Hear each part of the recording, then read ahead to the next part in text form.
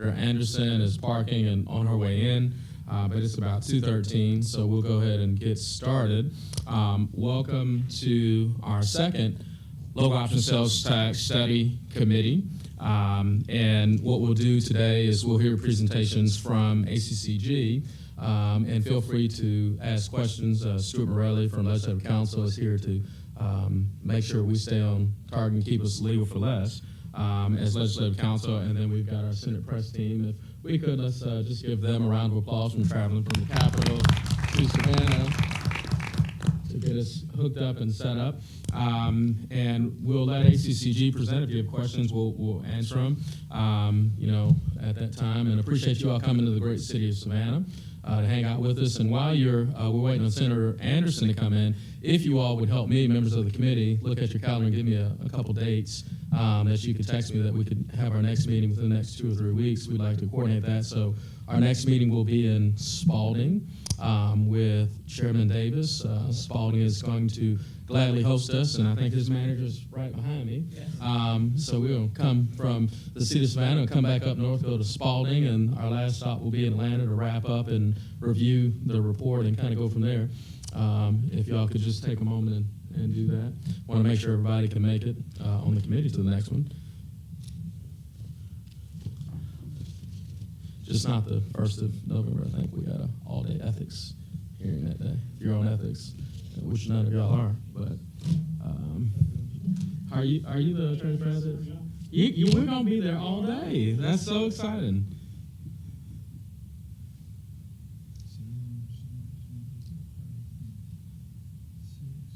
Yeah, either of the 2 weeks, just any day, not the 1st, because we'll be in Atlanta from 9 to 5.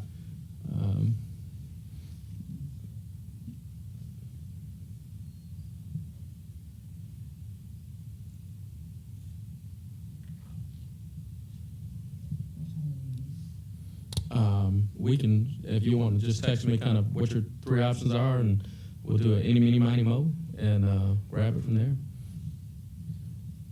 Because if you tell me, I want y'all to know I will forget. So, and that way you can just put pencil like hold on your calendar right now, so your admins don't book anything. And yes, we'll have to travel to Griffin Spalding. So, I'm excited about that. Well, I think Senator Anderson must got lost in the parking lot. We'll go ahead if y'all look at those dates. Like all committee meetings in the Senate, we'll get started, and I'll ask Manager Jay Melder to open us up with a word of prayer, and then we'll move into our presentations from ACCG. Thank you, Senator. Dear Lord, we thank you for the continued blessings you bestow upon the state of Georgia and our communities.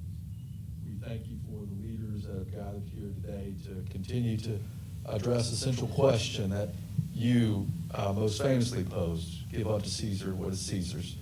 And we're here with our skill and our abilities to try to determine that for the Georgia people and for the people of our counties and for our municipalities. We pray for peace, and we pray for the protection of the servicemen and women of the United States military who are across the globe and here locally, serving in our name and in your name, dear Lord, for the peace and protection of our country.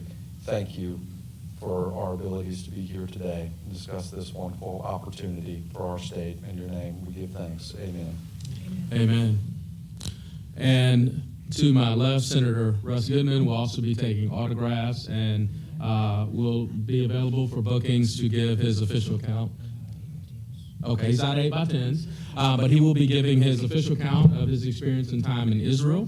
He's back, and so he's also welcome to host the group to go back, but you have to get your own way there and back. He's not going with you, he'll just call you. So we're excited to have Senator Russ Goodman back, and his mom. They made it back safely while they were in Israel. It's always an interesting day when you read your AJC email that says Senator is in Israel, and I said, I'm not even going to text it because I'm just going to pray for him and pray that they make it back safe. And so he's back with us and here at the Local Option Sales Tax Senate Study Committee. So let's just give Russ a little round of applause. He's so excited to see you. Without further ado, I'd like to welcome members of the Association of County Commissions, and what's the last one on the G, like government? ACCG to come and give us our presentation today.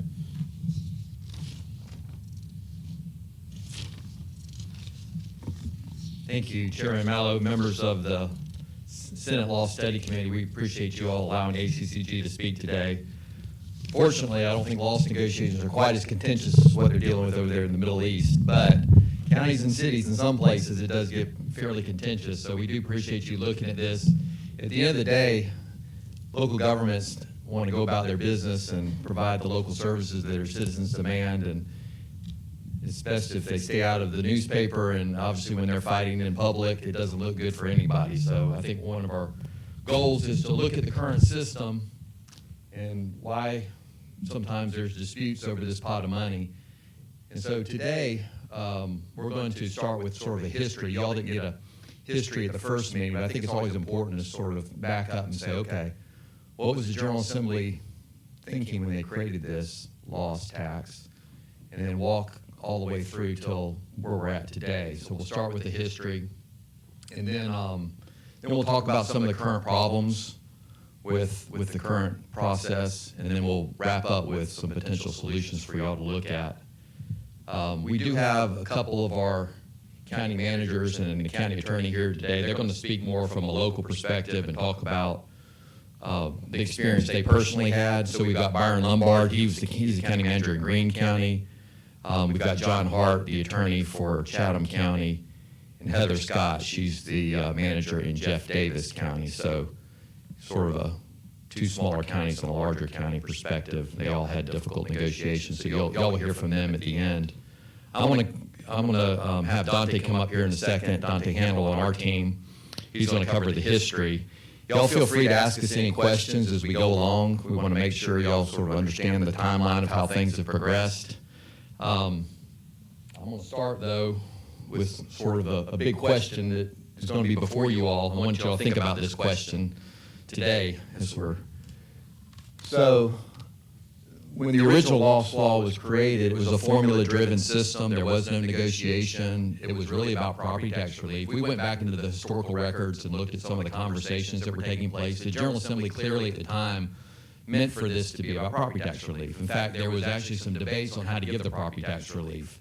So the governor at the time, Governor George Busbee, he wanted the system where we rolled back, we split it based on population. The counties gave a rollback in the unincorporated area, cities gave a rollback inside the cities, which is what actually got into the original law.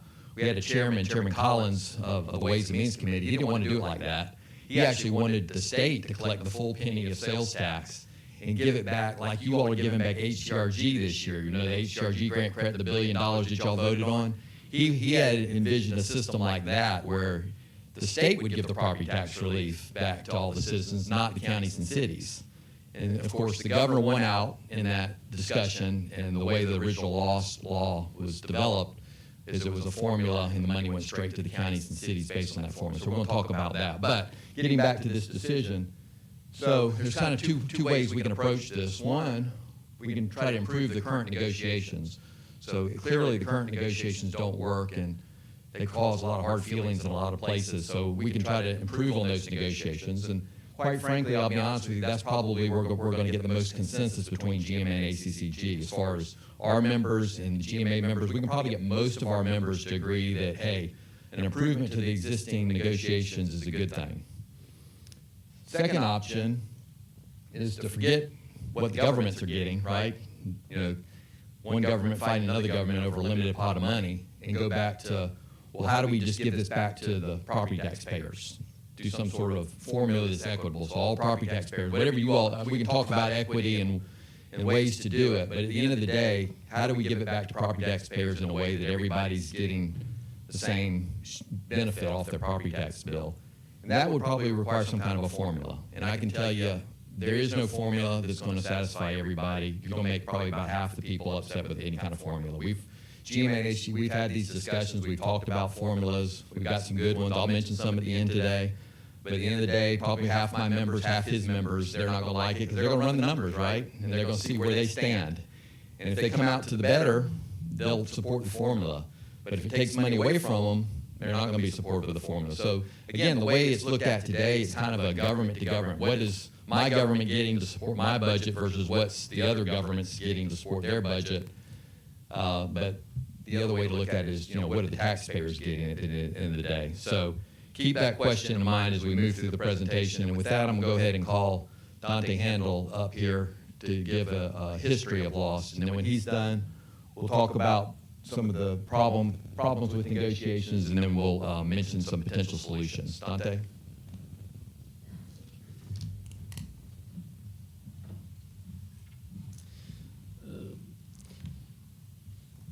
Thank you, Clint. Good afternoon, Chairman Mallow, members of the committee. Appreciate your time this afternoon. So, my name is Dante Handel with ACCG, and I'd like to talk to you a little bit about the history of loss. So, in 1975, that's when the original loss law was enacted to provide property tax relief. So, we're using sales tax to offset property tax for the citizens. That law was later amended in 1976, and then there were a handful of court cases that changed the course of loss and kind of helps morph into what it ends up being today. So 1978 is the first major court case I'd like to talk to you all about.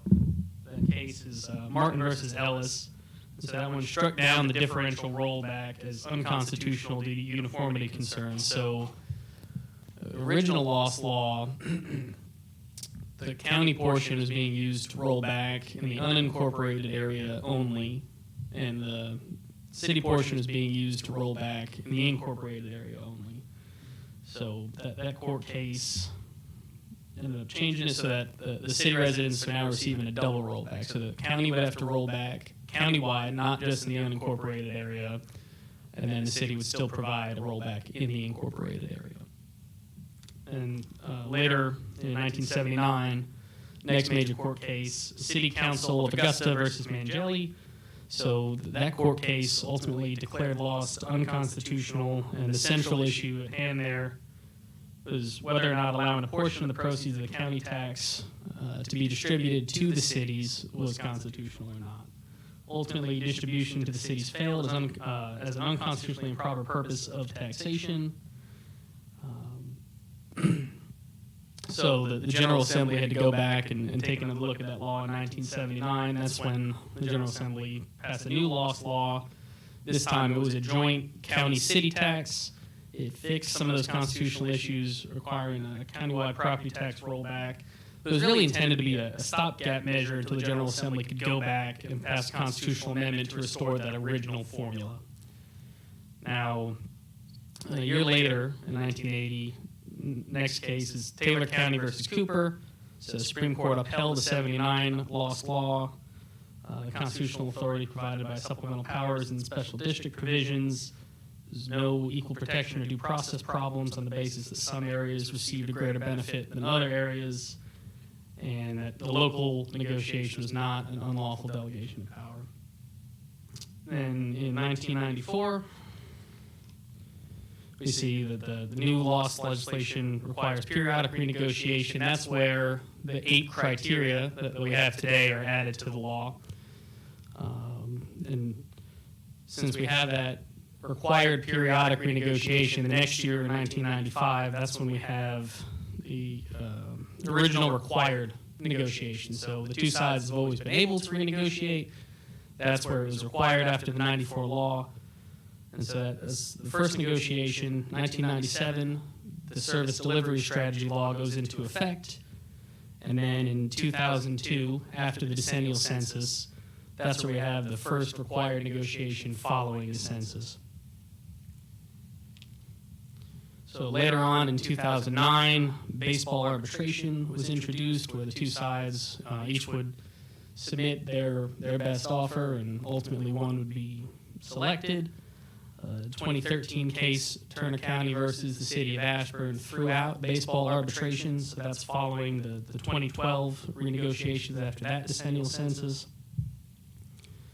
And then in 2014, previous agreements protected in the process for lost appeals amended. 2019, ACCG and GMA were working on negotiating with each other about Lost, and then in 2020 we had the pandemic that put those negotiations on hold, and they weren't resumed until 2023. So 2022, last year, is when we had the next round of negotiations after the decennial census, so every 10 years. And then in 2023, the two associations are working together, trying to improve the process. And I'd like to turn it back over to Clint if y'all don't have any questions.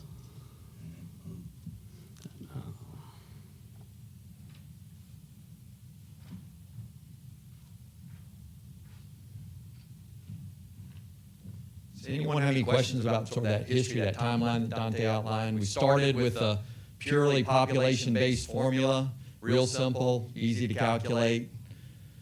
Went to a rollback in the unincorporated area from the county, a rollback from your city, and then through these series of court cases, they had to change the law to keep it constitutional, to keep the whole law from being thrown out.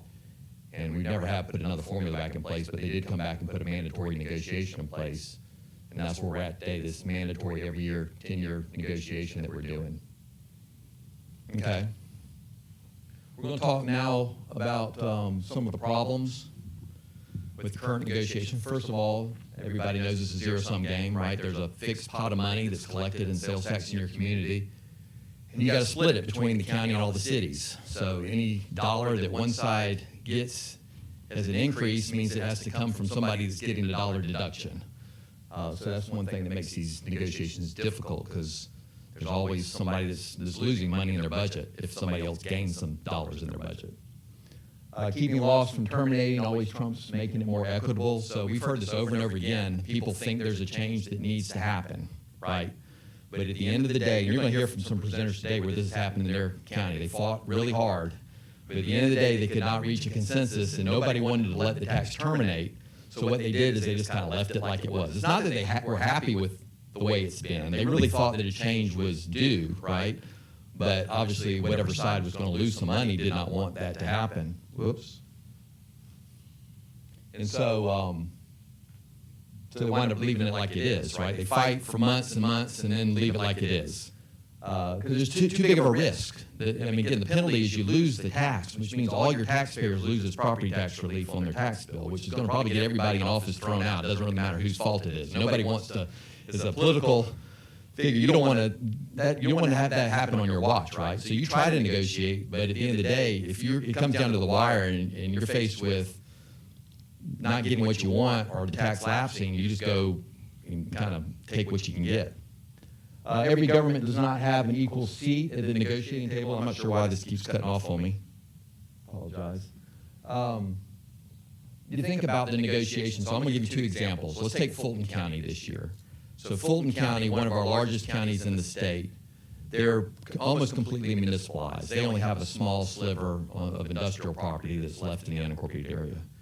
Well, they were only getting like less than 5% or so of the tax. So that's a huge county. The little bit of lost money they were getting in their budget was minuscule compared to their budget. So they really didn't have anything to lose and everything to gain. So you can imagine the cities going to that negotiation, and they're negotiating with the county that's saying, we're going to need more. And oh, by the way, if we tell you we're ready to let this thing lapse and go to a host or whatever, that's a credible threat, because we can absorb this loss in our budget without doing any harm. You all can't absorb that loss, and we know it. So that's the case of sort of the county sort of having some leverage over the cities. Now, I'm going to give you the reverse. Let's take Forsyth County, which is north of Fulton County. They've got one city, the city of Cumming. They represent about 3% of the county population, but they're the only city in the whole county. So the county's got to get agreement with that city, but it's only 3% of the population. Everybody else lives outside the city. Well, they were getting closer to 15% of the money, even though they were 3% of the population, and they wanted to keep that 15%. What do? The county can't afford to lose the sales tax. They get the bulk of the money.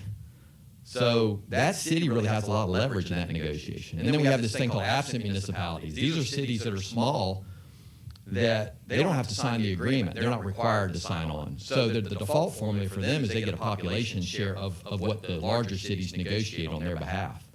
So they really don't have any say-so, right? Because the large city and the county can kick them out of the negotiations at any time. They can say, look, we don't really care what you think. We're going to give you your population share of the municipal share of this, and go on home, we'll tell you when we've got it resolved. So they don't really have much of a seat at the table. So again, when you look at who's at the table here, it's not always starting from a level playing field. Inertia, again, we see a lot of people just leaving it like it is because that's the easier thing to do than to try to explain why a change is needed. It's at the end of the day, it's easier to say, we'll just continue to do what we did the last 10 years.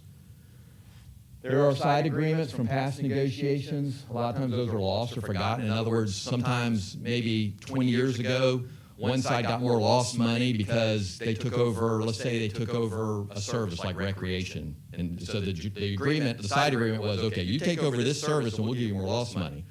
Well, those elected officials are not in office anymore when the next round of negotiations take place. And people forget. And so they just say, why is that jurisdiction getting so much lost money? They don't deserve that much. They forget that, well, there was a reason why they got more lost money, because they took on a service back then. But they forget about those side agreements. So then you start rehashing things. Well, they don't deserve that kind of money. They need to be more in line with everybody else. There's obviously hired consultants and attorneys that get paid to do this work. And guess what? I've never seen a consultant or attorney that's argued for less for their client. They all argue for at least as much, right? Sometimes it's a defensive posture. Sometimes what they're saying is, we just want to keep getting what we've always gotten. Just don't give us anything less. I've seen that. And I've obviously seen them argue for more. Never seen them say that we deserve less. They're getting paid to represent their client, and they do so well. And they know the law well. They know the law better than probably any of the elected officials that are in the room. And they got all the statistics that they use, and they can spin the numbers any way they want them. And that makes these negotiations really tough and costly. That's where you get into a lot of tax costs to try to pay for these consultants' attorneys. Because I guarantee you what's going to happen is once one side gets a consultant or attorney, guess what? The other side's going to get one, right? They may have not gotten one to begin with, but they hear the other side's getting one. Okay, now we're going to lawyer up. We're going to consult it up and get ours. 8 criteria, we'll get into those here in a little bit, but they're very ambiguous. It's very difficult for you to even understand them. You're going to see a lot of these criteria reference SDS, and you're going to say, well, don't we have an SDS agreement, which is a separate agreement? Yes, but remember, as Dante said in the timeline, that SDS law got passed after these 8 criteria were already in the law, and we never went back and changed the 8 criteria. So really, the loss negotiations were the first SDS negotiation too. We were handling SDS negotiations in our loss negotiations back then, and then we created that separate negotiation, but never went back and changed the loss law. The negotiations do not usually focus on tax equity. Again, it's really, at the end of the day, it's more about how's this going to affect my budget? How's this going to affect my services? Not so much is all the taxpayers getting the same amount of tax relief. I'll talk a little bit, since this came up at the first meeting, a little bit about host. And I think the comment at the first meeting was host was being used by some counties as a threat. Like, if you don't negotiate with me on loss, that's fine. We'll let it lapse and we'll move to a host. So I'm going to address that later on in the presentation. And then at the end of the day, it's political in a lot of places, right? We're dealing with elected officials representing their constituents. You all are elected, a lot of you all are elected officials here. How many of you all want to tell your constituents that you got them less money? Or that you know, because of your work on a committee, now they're getting less property tax relief because you had to give some money to the other side. Nobody wants to be in that position. And so you may even internally sometimes think, yeah, the other side's got a really good argument, maybe we should give up some money. But at the end of the day, I don't want to give up anything. I want to at least get what I used to have. And so a lot of this stuff is political. So there's really no like justification. It's just like, okay, we used to get 36% and we expect to continue to get 36%. And we don't have to bring any evidence to the table. So that's just a real snapshot of some of the things that we see that make these negotiations real contentious. Now I'm going to get into some of the criteria, and we're going to walk you through the criteria and how they're worded and just how confusing they are for the elected officials that have to consider it. Yes, Chairman. Just a quick question. I know we were talking percentages. And so in the percentages, have we maybe discussed that when, for example, collections are up? What if you didn't have large collections, maybe your percentage at loss was this dollar amount. is there any weight or conversation about when collections are higher and you see a larger portion dollar-wise? Because when you say budget, we're talking dollars that were budgeted. Right. But if collections are up, then budgeted dollars will be more because collections are higher. So how does collections, factor into this conversation? So that's a good question. And it does factor into the conversations. And so what I see is that, because this is done once every 10 years and you're kind of stuck with it after that for 10 years. So, but in some of the negotiations, I have seen people sort of use past projections, like this has been our historic growth in sales tax, and then they adjust the percentages over multiple years. So maybe one side is going to give up 5%, so another side can gain 5%. What they'll do is they'll say, okay, based on our revenue projections, we're growing at about 2% a year. So we can absorb that 5% loss without actually absorbing any real dollar loss in our budget if we gradually do this, say, over a 3-year period. So we'll lose a third of it the first year, a third of it the second year, and the final third the third year. But if historic trends hold, we won't really lose any dollars because our sales tax is growing enough that we're going to keep the same amount of dollars in our budget, even though we're losing 5%. Does that make sense? So that's what they do. That's where I've seen it. So before I actually get into the specific criteria, I just want to be thinking about these when I go through the criteria. But first of all, it's a non-exclusive list. These are, and the law just says you have to consider these things. It does not say you have to use it. It doesn't give any priority over, okay, you use this one, but this is the most important one, and this is the second most important one. It doesn't even give a weighting. Okay, we weight this one more heavier than that one. It just says consider these things. And then, oh, by the way, you can consider anything else. So consider this, and then consider anything else you want to consider. Which that doesn't give a lot of direction or guidance when it's that kind of language. Some of the criteria may have more value to others. And we see this in negotiations, like the cities will pick the criteria that they think are most advantageous to them, and the counties will pick the criteria that's most advantageous to them, and that's the ones they argue. We should use these criteria. Well, why? Well, because the real reason is because it's more advantageous to them to use that criteria. Some are more relevant than others. If it's about property tax relief, you think statistics about how much property tax relief you're giving would be more relevant to the discussion, but that's not really what happens. Some are easier to measure. Some of them are very difficult to measure. We'll get into some of that too. Again, no guidance on which ones to use, how to weight them, how to measure them. There's no definitions, so we get to arguing over what is point of sale, what is daytime population, what is economic benefit. So all those things get argued over in negotiations. So I think my point is the 8 criteria, instead of being helpful guidance, they tend to just confuse the process even more and give more ammunition to both sides to argue. So here are the criteria. We're going to walk through them. So you'll see the first one, which is a lengthier one, talks about the service delivery responsibilities of each political subdivision to the population served. Think about that. We have a lot of different populations we serve for each type of service. I've got counties that have countywide services. We have counties that do some of their services only in the unincorporated area. We got some counties that do their services in the unincorporated area and in some cities, but not all of the cities. We got cities that provide services outside of the city boundaries into the unincorporated area. So if you look at it service by service, we got a different population set potentially for every single service we're looking at. Think how complex and confusing that's going to be when we have to line up.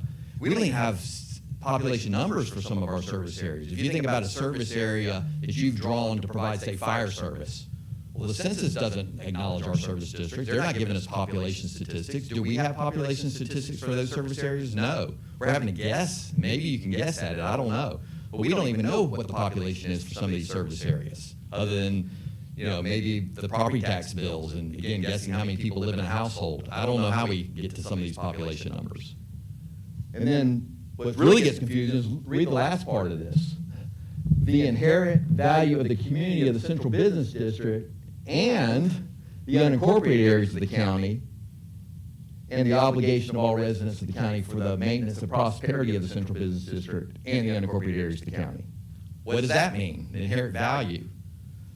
So, Senator Goodman, you're in agriculture. I would argue that if you didn't have all those farms in the unincorporated area, you probably wouldn't have a city there, right? If you didn't have if the ag industry dried up overnight, would that city still exist?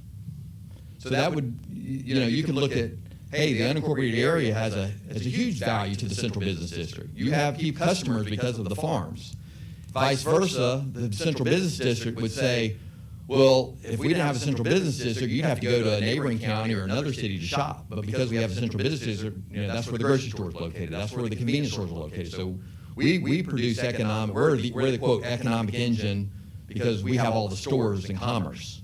Well, again, they may have the retail stores in commerce, but in the unincorporated area, you have a different kind of commerce. It's not retail, but it's still just as vital to the community, right, to support the local economy.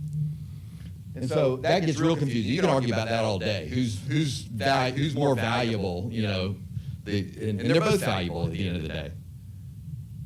So number 2, service delivery responsibilities of each political subdivision to the resident population of the subdivision. Well, that's actually one of the easier ones, right? We can take census numbers, which is based on resident population, and we can sort of calculate that. But here's the problem with resident population. A lot of times in the negotiations, the counties only are given credit for the unincorporated population, but they serve the city residents too, right? Those city residents receive county services, sometimes disproportionately. Like a library may be located in the city, and maybe more city residents use a library, but the county's paying for the library. So you got to look at, if you're again talking about population served, for a lot of the county services, it's countywide population. And even if you use resident population for the county, whether you live in a city or not, you're still a resident of the county. The existing service delivery responsibilities of each political subdivision. What does that sound like? SDS, service delivery strategy?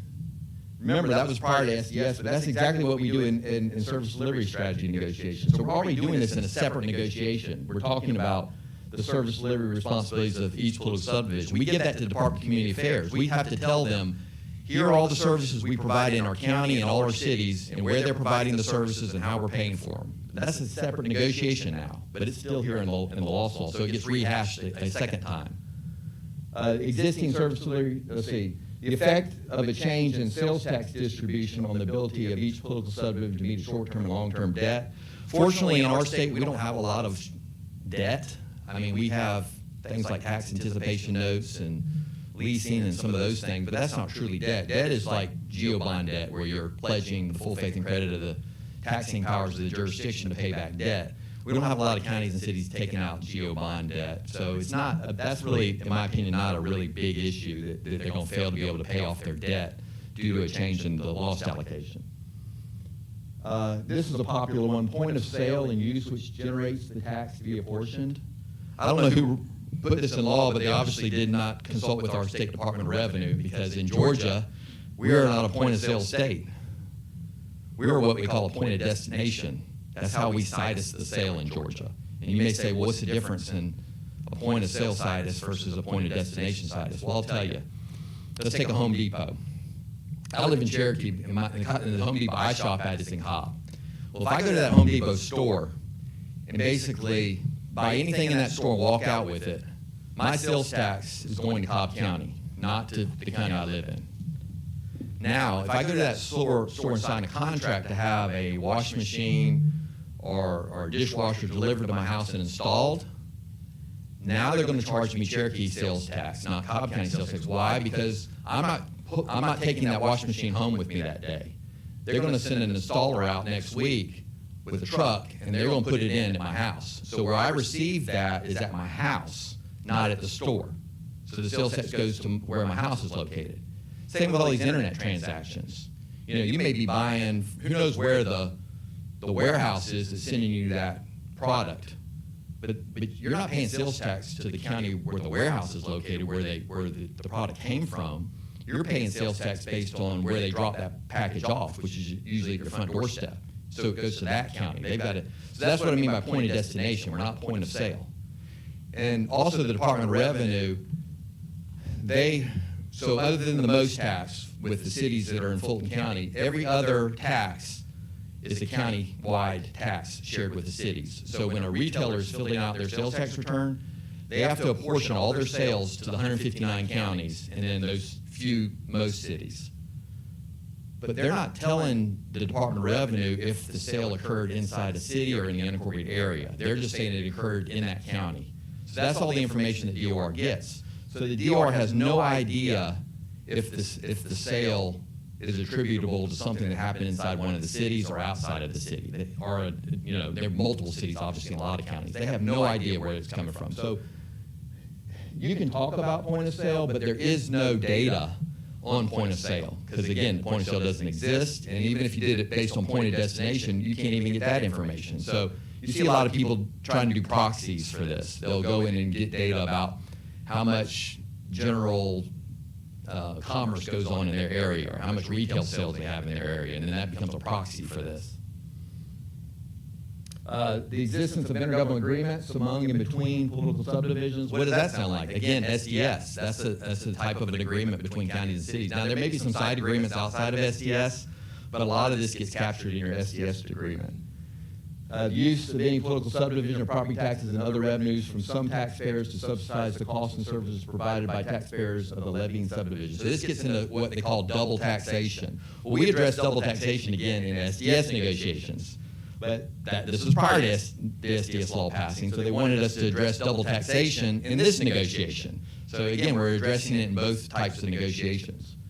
And then any coordinated plan of a county or municipal service delivery and financing. Again, what does that sound like? Another coordinated plan of how counties and cities are going to provide their services? That's the SDS negotiation. So you can see throughout these criteria, they keep referring to things that we already do in our SDS negotiations, and which makes this negotiation confusing, because are we rehashing everything we just did in an SDS negotiation? Now we got to talk about it all and argue over it again. And that's what happens at a lot of places. They talk about it every time they get a chance. So as you can see, the 8 criteria are really confusing and don't really lend a lot of guidance to the process. So let's talk a little bit about tax equity. We told you that the original formula was a simple formula, population-based, so residential population, got thrown out by the courts. And then so the county started taking the amount of money it received that was only going to a rollback in the unincorporated area and started providing that rollback to everybody across the whole county. But the amount of money pretty much stayed the same. So what does that mean? If I was giving $2 to the unincorporated area and $0 to my county residents inside the city, now all of a sudden I'm taking that $2 and I left one in the unincorporated area and moved one over to the city. So I just cut theirs about in half. I know that's very simplistic, but that's what's happening. The unincorporated residents got a reduced amount of tax benefit because they had to then use some of those dollars to pay for that tax benefit inside the city. And of course, the cities are still continuing to get money and providing the rollback on the city tax bill.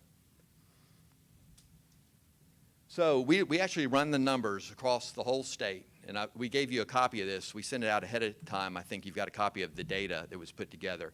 And it shows the percentage off the county tax bill and the average percentage off all the city tax bills within that county.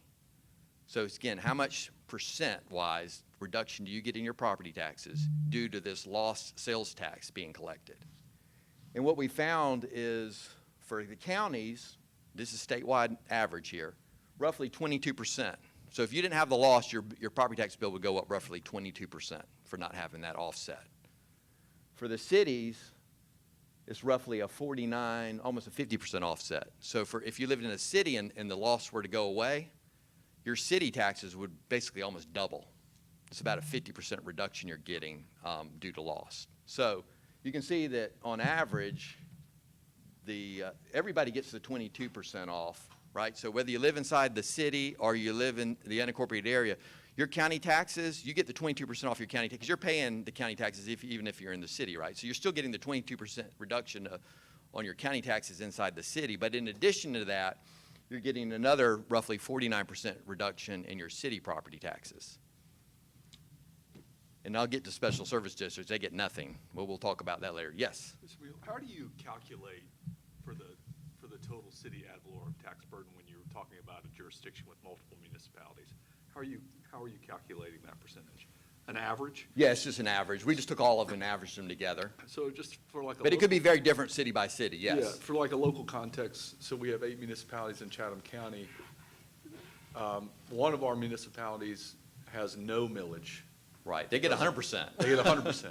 Yes. Which would absolutely throw The others, the yeah. percentage for that. So that's kind of what I'm asking about, Yeah. comparing apples to apples here, because it is very, idiosyncratic to the makeup of the county and the municipalities. Yeah, so we actually looked at, and you're right, so I don't think it's on this slide, it's on a later slide, but, so for the counties, we looked at, the smallest amount of reduction was around 2% off the tax bill.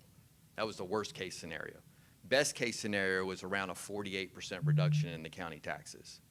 So that's a big range though, between 2% and 48% off.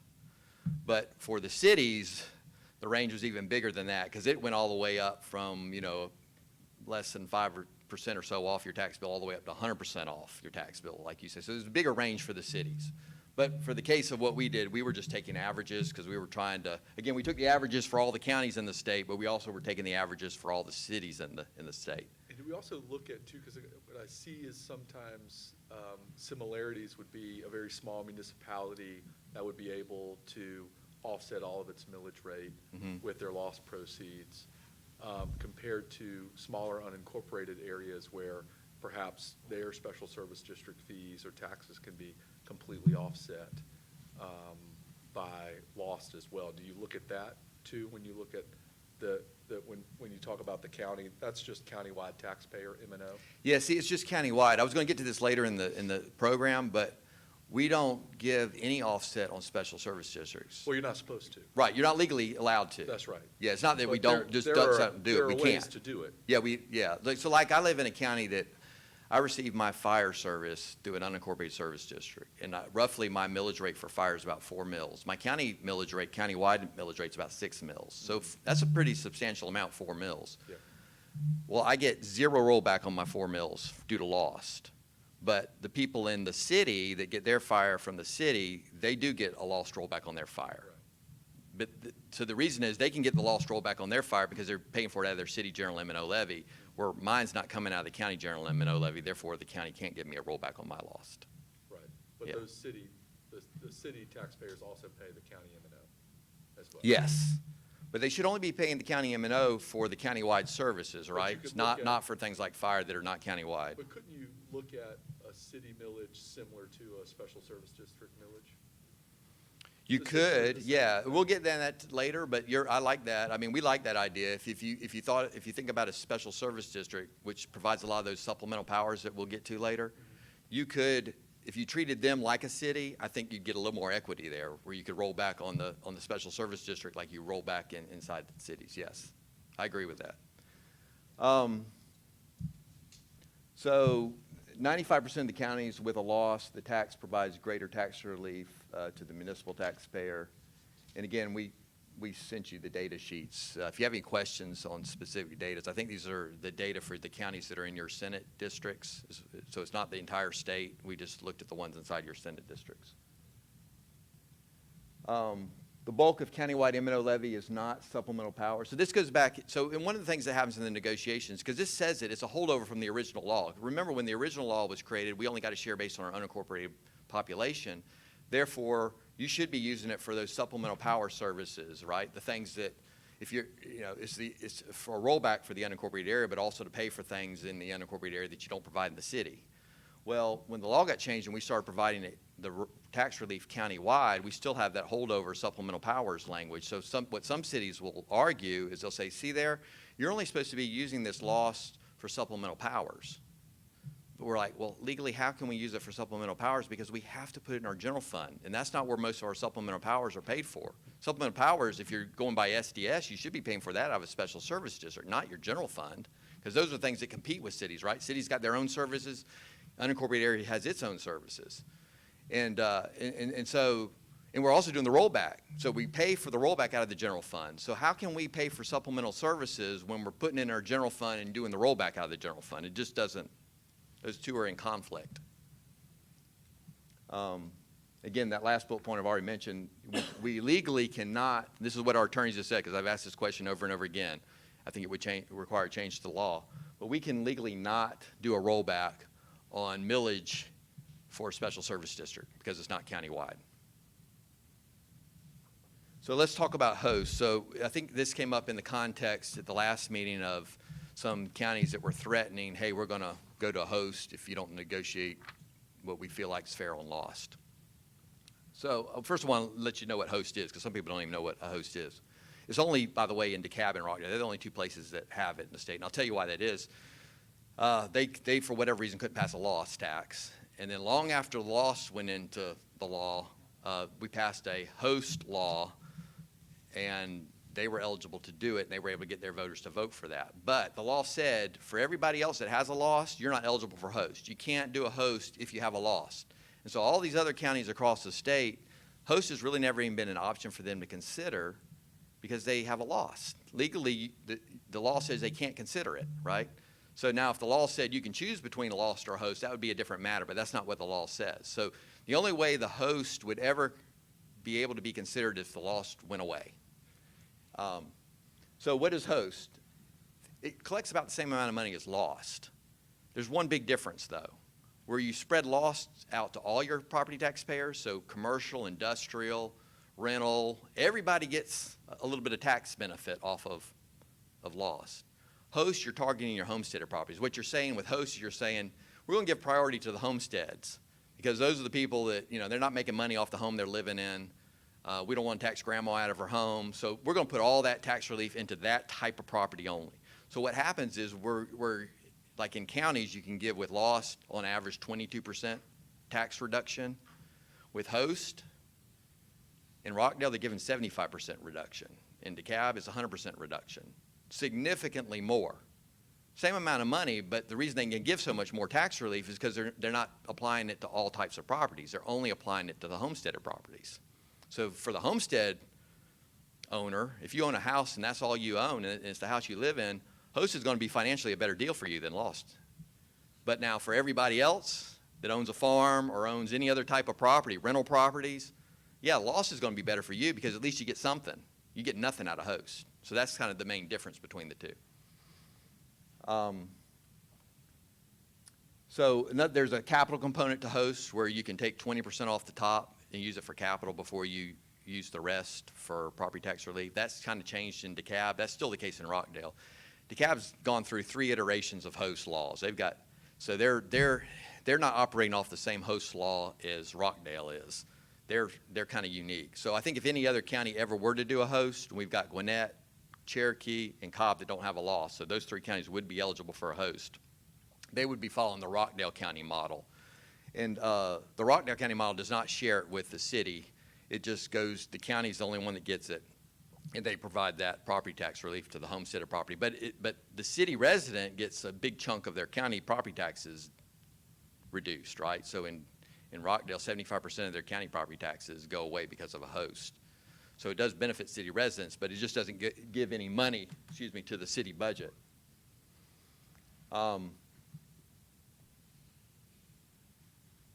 So loss covers between, I already mentioned this statistic, between 2 and 48% of the county tax burden, but then you see where host is covering 100% and 75% in Rockdale County.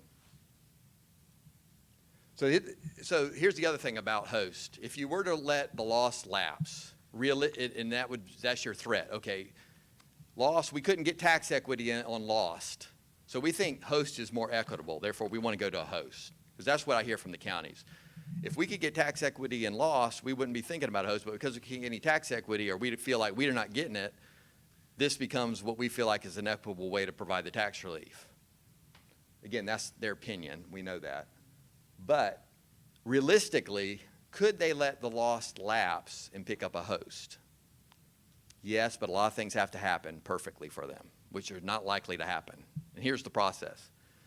Let's say that a county didn't sign the lost agreement that was due in December of 2022, and they let the tax lapse. So January 1 of 2023, there is no more lost. And let's say the county says, okay, now we want to go to a host. Here's what's got to happen. First of all, they got to go the members of their delegation, and get you all to pass a local act. Because with host, you've got two questions on the ballot. One's for the homestead exemption and one's for the tax. So it's a two-part question. You got to pass both of them. Do you want a homestead exemption, blah, blah, blah, and do you want the tax to pay for that?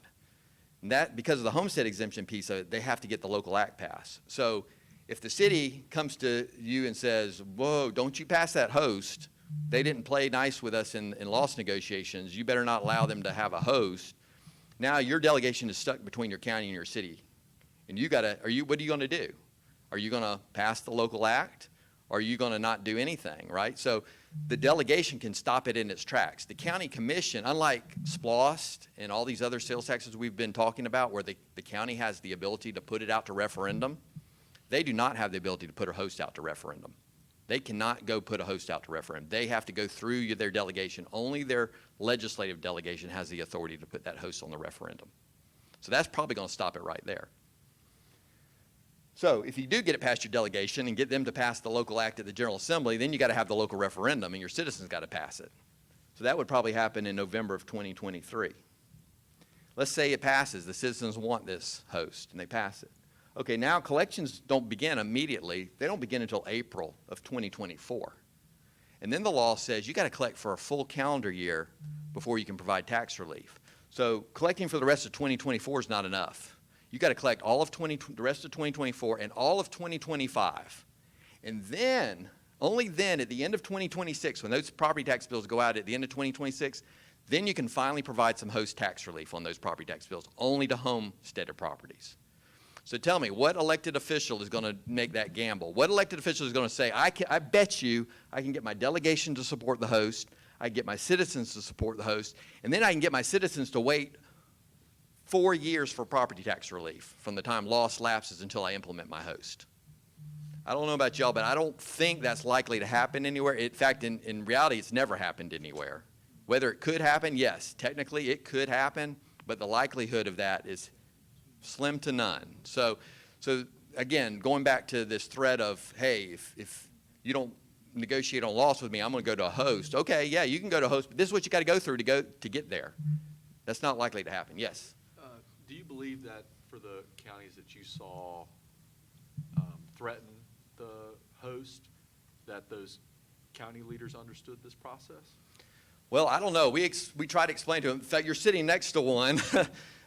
Chairman Davis, I hate to throw you under the bus, but they were looking at the host, and you had me come to your commission meeting, and you invited all the local officials and had me give a presentation on it, right?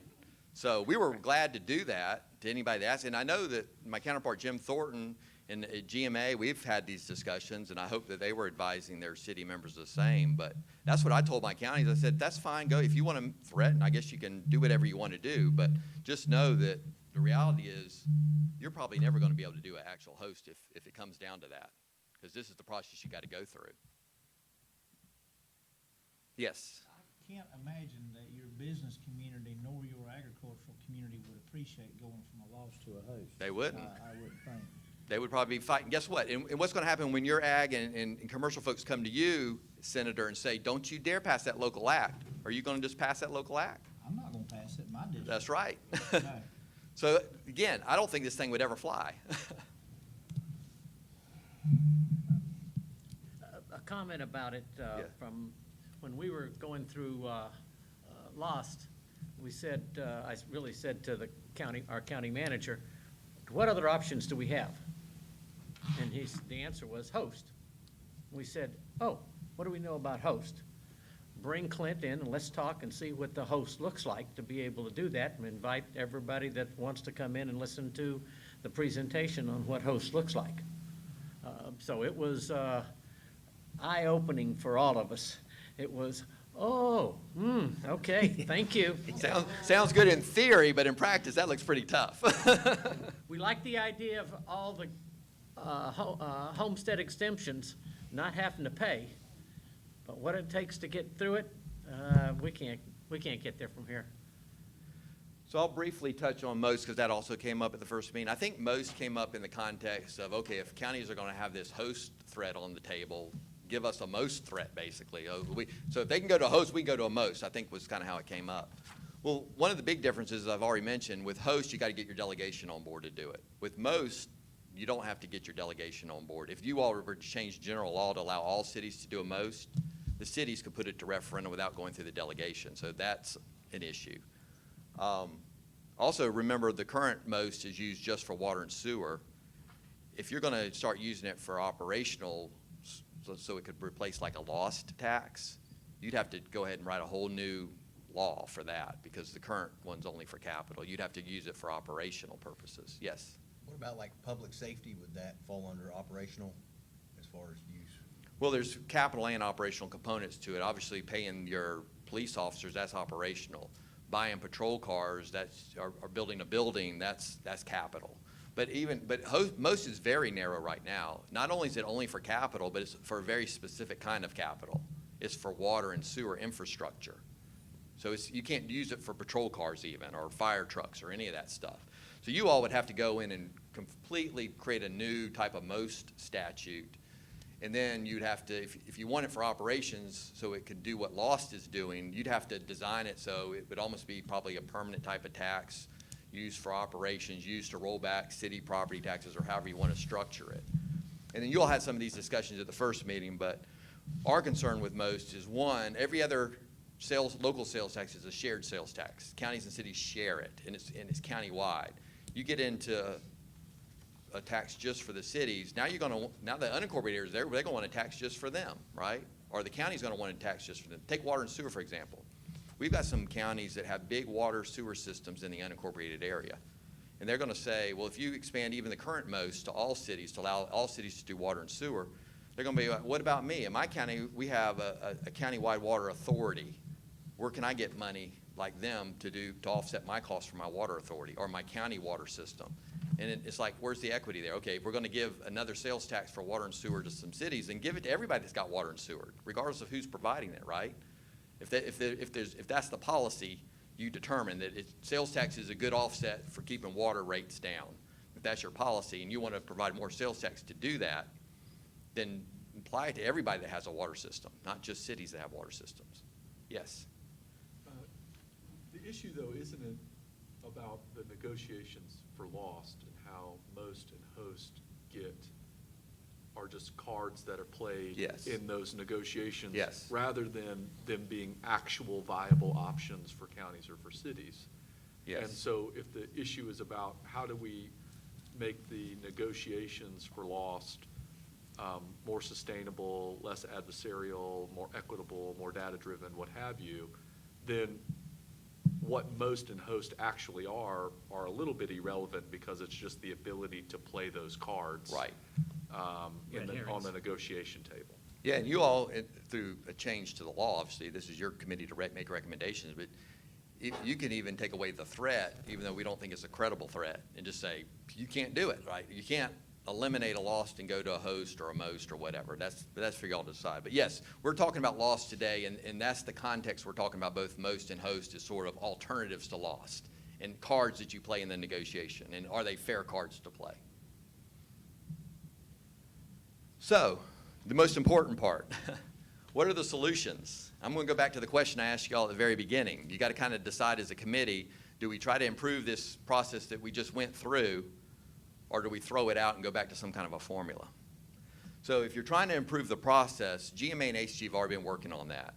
And I'll tell you where we're at on that. We don't have a final agreement yet. So what I'm telling you today, I just want to preface it by saying this is just the discussions that are happening amongst staff and a few of our elected officials. Our policy councils have not signed off on any of this. But what we're talking about right now is marrying up Lost and SDS negotiations that happen in the same calendar year following the year you do your comprehensive plan. Why? Because we just talked about all the things in Lost that have to do with service delivery and all the things in SDS that have to do the same thing. So get the same elected officials together at the same time to do both of those negotiations, because there's a lot of cross-discussion that takes place. Versus what happens now where one group of elected officials handled the SDS negotiations 8 years ago, and now you got a whole new group of elected officials that wasn't there 8 years ago, and now they're handling Lost negotiations. And they don't really know what that group did 8 years ago. And so it gets real confusing. So do it all within the same year, both SDS and Lost. Still two separate negotiations, and you still have to sign two different agreements, but you do it all in the same calendar year. So that's, yes. I just want to ask one question, because I'm an ag guy, right? Right. And it's kind of been sticking to me a little bit. I just want to ask, but if you're saying what county saw a 22% decrease Yes. and cities was 49%? And those are just averages, Yeah, yes. so if you had a rural county that was in a loss and went to a host, I mean, farmers could see their taxes go up. Yeah, you go 0% reduction with a host, right? Because you don't get a host. Right, Yeah. but still, you have to run county government and you have to That's right. educate your children, so Yes. they could see their taxes go up 30 or 40%. Am I understanding that correctly? Without a loss, well, on average, we said it was roughly 22% off your tax bill. So if that loss went away, you lose about that 22% reduction. Again, it's different from county to county. But yeah, your taxes would go up roughly 22%. Okay, so if you went from a loss to a host. Or if you just lost and didn't go to anything. But yeah, either way, because you don't get the host on those types of properties. So even if you went to a host, the government would still get a replacement source for loss, but you as a farmer wouldn't get a reduction on your ag property tax bill. You'd get a reduction on the house you live in, but it probably wouldn't be. My guess is your farm costs a whole lot more than the house you live in. I'm just guessing, but It does. Yeah. So Yeah, I don't get it. aligning SDS and lost is one of the things we're looking at. The other thing we're looking at is simplifying the 8 criteria that I went through and making it easier to understand. So going from about 8 criteria to probably about 4 criteria and trying to improve on. But there would still be criteria to consider, and there would still probably be fights over the 4 criteria. But at least it'd be better than maybe the 8.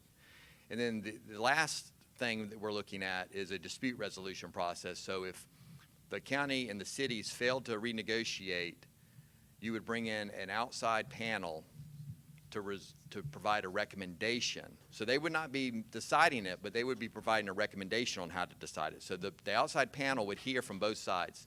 So both sides would exchange all their information, give each other their best and final offer, put it all your cards on the table, right? Here's what it is.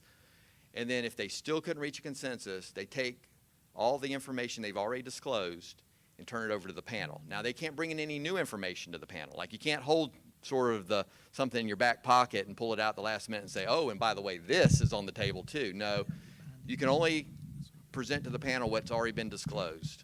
And then the panel looks at both sides and they decide which proposal is the most reasonable and makes the most sense and is best justified based on the data and everything else that's used. And they pick one and say, this is what we recommend you do. And then the elected officials can either accept it or not. Those that accept it, though, don't lose any sales tax and continue to get what they've always received. Now, that you don't have a new distribution certificate in place, so you're not going to get the new percentage, whatever that may be one day, but you continue to get what you've always gotten. The side that does not go with the recommendation and says, we're not doing it, they're going to start losing some of their sales tax. Not all of it, but some of it. And the DOR is going to hold it in an escrow account until they reach an agreement, and that ratchets up over time.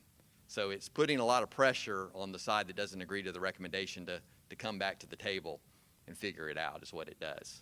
Again, some of our members like that, some of us don't, but it is a process for resolving the dispute versus the process right now for resolving the dispute is everybody loses, the tax is gone, right?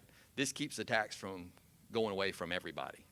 And it tries to reward the better, whatever the dispute panel thinks is the more reasonable body, they get kind of rewarded because their side gets chosen and they continue to collect the tax they've always collected. And the side that's being unreasonable in the view of the dispute panel, they now got to acquiesce and agree to it or start facing penalties. Also gives them some political cover, right? Because if they're the side that doesn't get their agreement chosen by the dispute panel, then they can say, well, we had to go with the dispute panel because we can't afford to lose any of this money. But it was a dispute panel that kind of pressured us into doing this. But the dispute panel would be made up of a county official, a city official that have both gone through training. The training would be put on by GMA, ACCG, and probably the Carl Vinson Institute of Government. So we would train you can't be a panel member unless you've gone through the training. And then we'd have one neutral that would be somebody that's part of Jim, what's the word for the neutral? They're part of a judicial mediator arbitration. The Supreme Court has a list so they don't really understand county and city government, but they do understand mediation and arbitration, and they would also be on the panel. So that's what we're looking at. So that's an attempt to improve the existing process, but it's still it's still going to be a negotiation, right? You're not getting rid of the negotiation if you go down this road. The other way to handle it would be to go to a formula. So these last three solutions all are formulas, and they all are formulas with they're simple formulas. They're easy to calculate, and they've got the taxpayer in mind. So we're not really thinking about these formulas from the perspective of what does the county get, what does the city get, it's what do the taxpayers get. So the first formula would just go back to the original formula, reinstate the original formula. Now remember, the original formula got thrown out because it was unconstitutional. So if we go back to the original formula, we can make it legal, we just got to go into the Constitution to make it legal. So that's the big hurdle with the original formula. We would actually have to go in and have a statewide referendum, 2/3 majority passage in the House and the Senate to get it on the ballot, and then pass it statewide to go back to the original formula. But that is an option, right? Go back to the original formula, make it constitutional. And then it's a simple population divide. Before you, Yes. With this panel that you're talking about, Stuart, can you weigh in on The what that legality may of look the like panel? and Yes. provide some clarity? I got you right here, Stuart. Thank you. Knew what I was concerned about. I know where he's going because we've had these conversations, but go ahead, Stuart. So what happened with the arbitration panels was at least the rationale that the Supreme Court relied on when they threw out the amendment made in, I think, 2010? Yes, yes.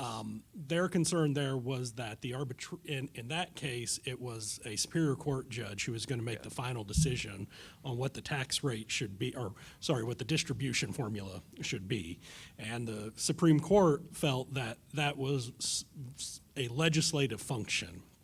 And the state constitution, at least at the state level, provides for a strict separation of powers. So the Supreme Court thought that leaving it up to a Superior Court judge to be the final arbiter on the distribution formula required that judge to make a bunch of policy calls, and that was a legislative function, and therefore that's why the baseball arbitration provision was thrown out. I think arguments were also made in the lower court that you're taking some of the constitutional powers that the governing authorities of cities and counties have away from them as well. But that's not something the Supreme Court ruled on in that case, but there is that kind of issue floating around out there as well, as taking what is constitutionally given to the boards of commissioners or city councils and giving that to another body that has not been created by the Constitution could also, be problematic. So that's kind of why it's difficult to formulate, a solution. Is you got to find somebody who's not a Superior Court judge, and still keep a lot of discretion in the hands probably of the city and county governing authorities on them having the final say, I guess, on what goes forward. Yeah. So we have no idea. And if you all were to put this dispute process in law, I guarantee it would get challenged, and the courts would have to rule on this and tell us if this dispute process is constitutional or not. The attempt to make this dispute process constitutional is two things. One, we take it out of the Superior Court judge's hands and we put it in the hands of a panel that is made up of some county and city elected officials, even though they're not from that jurisdiction.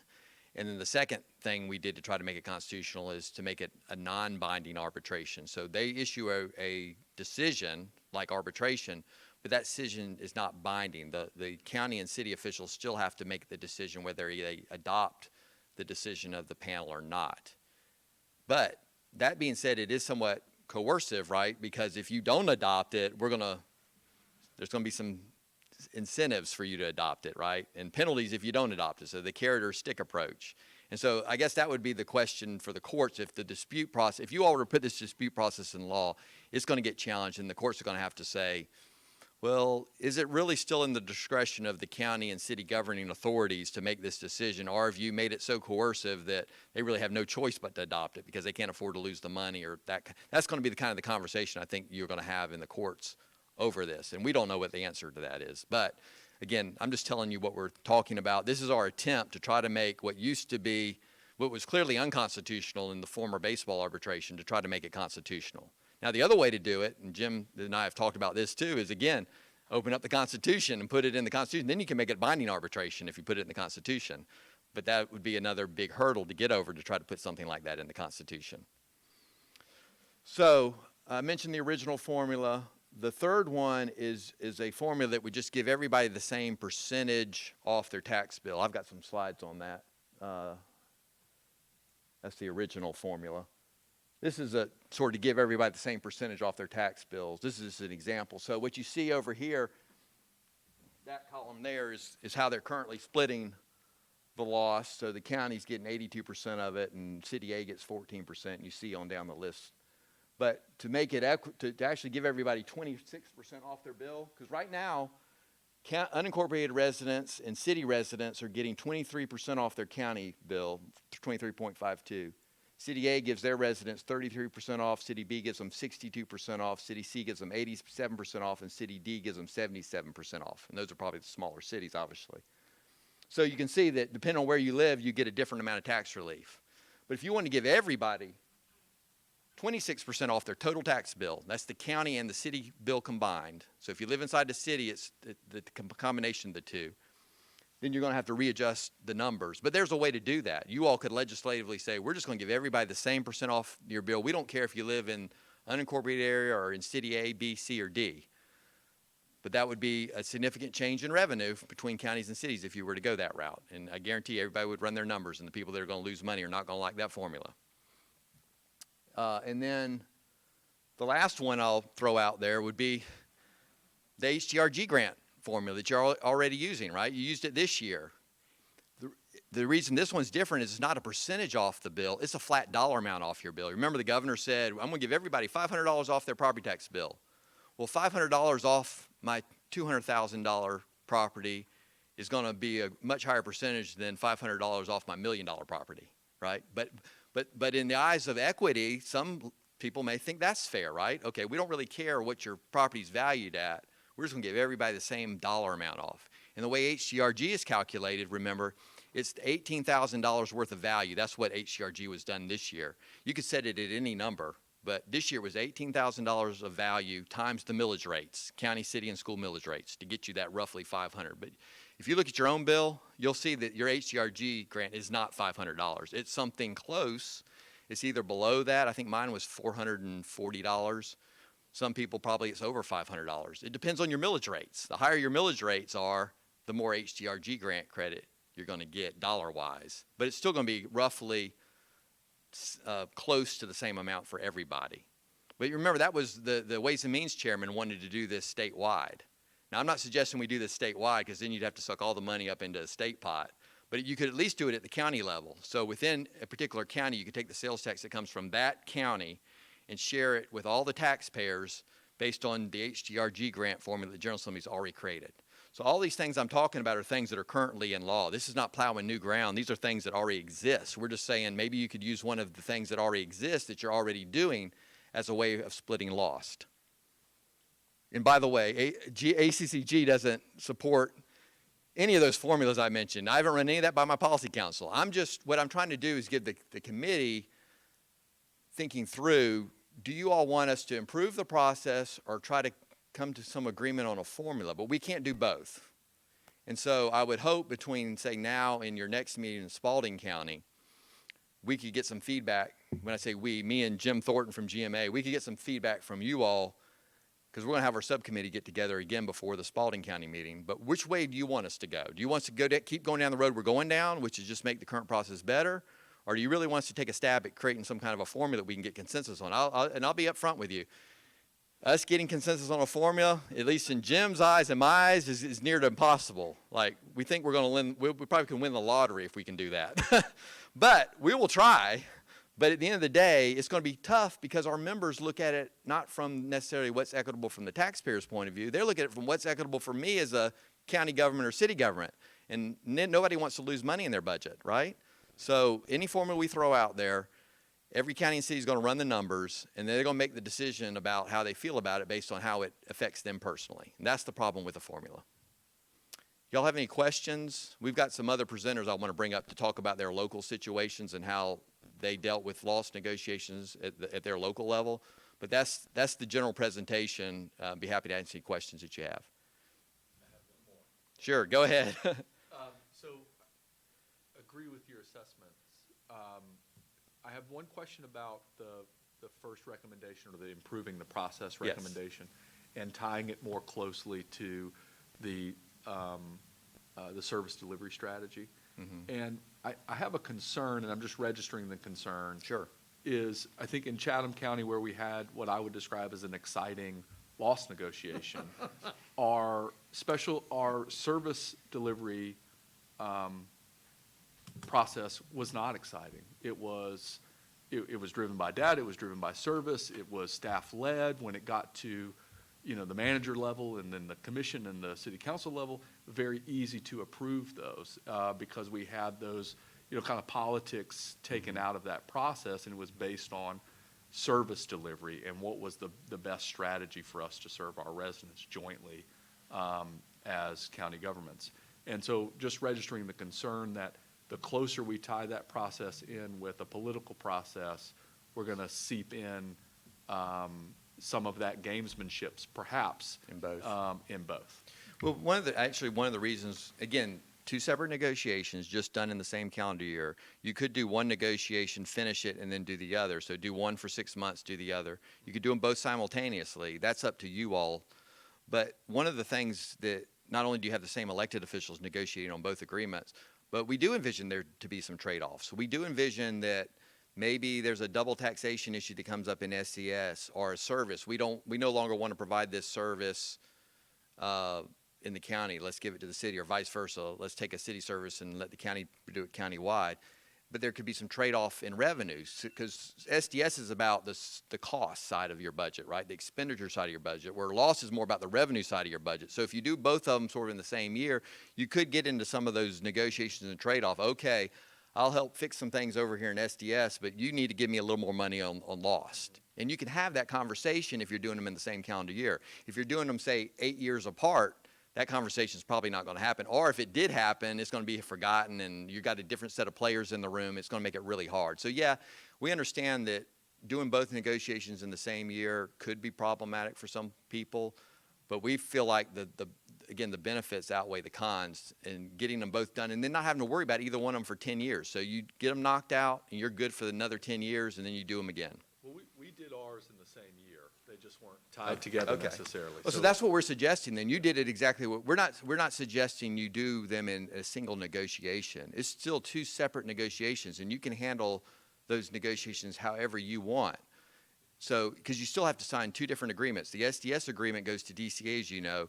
The loss certificate goes to Department of Revenue. And there's thresholds that are different for who signs for the cities, right? You got to have the county sign on for both. But with SDS, is a different threshold of the cities that have to sign on than loss, right? And so we're not changing any of those thresholds. You would still have to have the required number of city signatures that the law requires for both. Any other questions for me? We appreciate the time you've given us. I'm going to go ahead now. Let's see, who is first? Byron? Yes. Break.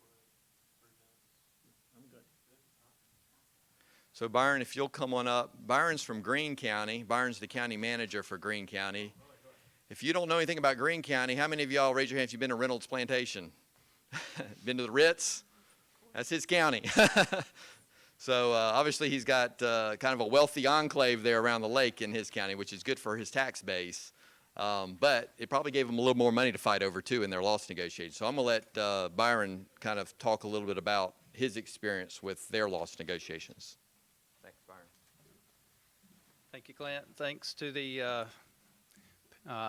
committee for letting me get up here and speak about Greene County. I've been there for over 22 years as the manager now.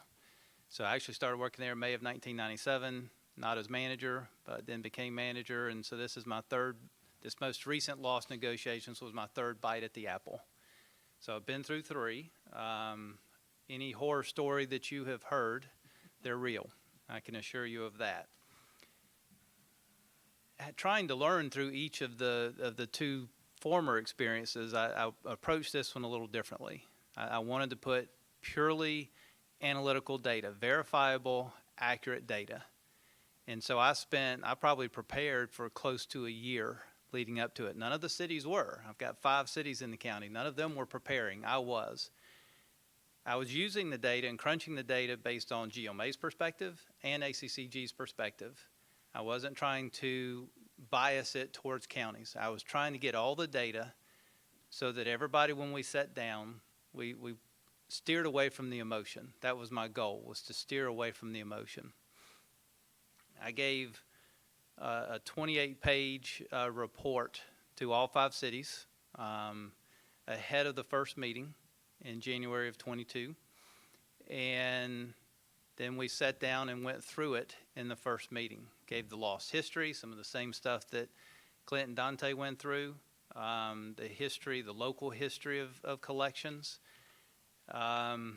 Really thought it was a very thorough presentation. Then I acknowledged, however, that it was still my product. So I begged them. I mean, I must have said it 10 times during that first meeting, pleading with them, go attack this data. Go attack it, come back with your own data. And we had set the next meeting for a month out. So they come back, bring whatever data you can compile. Let's add it to the matrix. Let's discuss it. Let's figure out whether it's applicable. Let's figure out if something's wrong with my data or not. So 30 days goes past, we show up for the second meeting. All 5 cities show up. Not one single one brought any data in. And they acknowledged that they couldn't attack the data. The data was accurate. There was nothing they could do. The data actually showed that Greene County should go from a 68% to conservatively 85% of lost. Now bear in mind, we're sort of an anomaly. Over 93% of our tax base is unincorporated. Less than 7% is in the 5 cities all combined. So our data was going to show a much heavier weighting towards the county. We certainly didn't expect to get 85%, but we didn't want to negotiate against ourselves or negotiate from an emotional perspective. But that's exactly where it went. And whenever you get that level of emotion and the zero-sum game that you actually are in, it's going to create a lot of hurt feelings, a lot of hurt relationships. And so if there's one thing that I could, hope for out of this committee's efforts is some way to not have that. I would certainly prefer not to have the negotiations at all. Been through 3. I won't make the next one. I'll retire first. But the staff members that will likely come in behind me have said, no, you're going to have to come back and help us. It's preparing that much data is pretty daunting.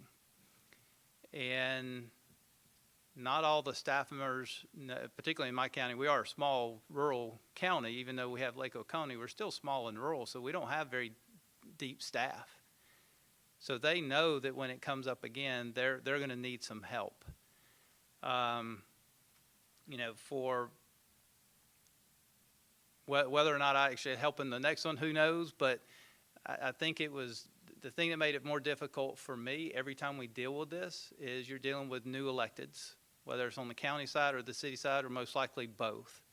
Of the 5 cities we have in Greene County, 3 of the cities have have fewer than 264 people in the city, but yet they still want a seat at the table. And in their eyes, they're still a city, and legally, yes, they are still a city, but less than 264 people, and of those 3, none of them have a property tax. So they are getting that 100% reduction. There is a data-driven formula that can be derived and take all of that negotiation out of it so that you're not fighting in such a small town where, in my case, I'm the one that wore the bullseye because I was the one carrying the water. The electeds, great. I've got some great ones. We've got some great ones with the cities. But do they understand everything they need to know about service delivery strategy or services or lost or how it works or how to calculate a rollback? They don't. And so they rely on staff. So then the staff members, the hired employees, are the ones that end up getting, sort of beat up in the process. And in some cases, it can lead to their departure because it gets that ugly. It is that ugly of a process, and it's crazy not to try to fix it.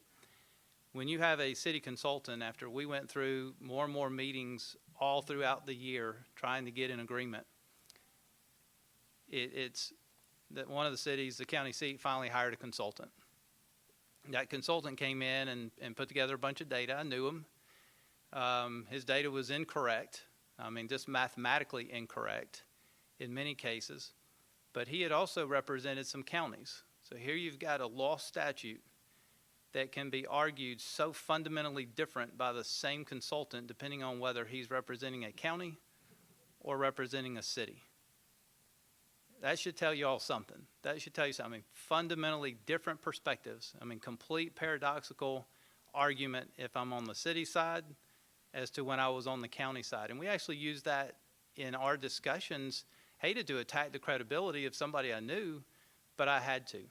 Why would you argue this for these cities, but over here you argued the opposite for these counties that you represented? So it is that also cost that city money they didn't have, about $15,000 or $18,000, whatever they paid them. They didn't have that money. And our three smaller cities, they don't have staff, so they don't have the ability to compile this data or go hire a consultant. But in the end, the county seat didn't want to discount the smaller cities because the more of them that were at the table, the more they were a unified front battling against the mean old county. And that's the other thing. The one thing that helped us get through this in our case, we did go from 68 up to 82, ramping up over 5 years, which is pretty remarkable for us. But the one thing that helped us is as I dealt with each county commissioner, I asked them, just please be resolute. Don't get picked off by this city or that city. They all have their little alliances and they're close with this city where they live or it's in their commission district. Don't let the city council members pick you off and plead with you from an emotional perspective and tell you how much it's going to hurt the city. Let's stick to the numbers. Let's stick to the data. And for the first time in 22 plus years, they did it. The commissioners did it. They stuck together. We did have to leverage the host to some extent. Clint and I had those discussions over the phone. It was not something we wanted to do. I think our commissioners, though, one of the things that they were resolute on is they were not going to accept a formula that was so inequitable that they were actually willing to let it go and try the host. We did run a lot of numbers for a lot of our historical legacy farmers, our agricultural community, which is still strong in Greene County, and we could show them a lot of their farm property was in conservation use. It wasn't going to hurt them that much. In fact, their homes and their surrounding acreage that they did have homesteaded, many of them, the majority of them, were going to be better off under the homestead option sales tax. From our citizens' standpoint, we would have rolled back our property tax 100% on homesteaded properties. So to talk about whether or not it would pass, more than likely it would pass. You know, we were already in the community explaining it, not because we wanted to do it. We really didn't want to do it. It was not something we wanted. We certainly didn't want to take that revenue away from the cities. But we also didn't want an inequitable formula that we had to stick with for 10 years. So in the meetings that we had with people in the community groups, and explaining it, overwhelmingly, they were in support of the host, even knowing that there was going to be this gap. We had ways we were going to overcome that gap. So we did have a way to try to make it work. But at the end of the day, it was such an inequitable result from a failed negotiation that the commissioners were not willing to do it. And they stuck with it unanimously. They were resolute. And so we finally got to where we needed to be. The damage done in that process, though, the relationships that get damaged are unbelievable. And you either got to wait until the next negotiation, or you got to wait until electeds change, or managers change, or staffs change. That's not healthy for a small community. It's not healthy for a large community. So we definitely need to have a change. Hopefully you guys will come up with a great solution for that. And with that, I'll answer any questions anybody may have. Yes, sir.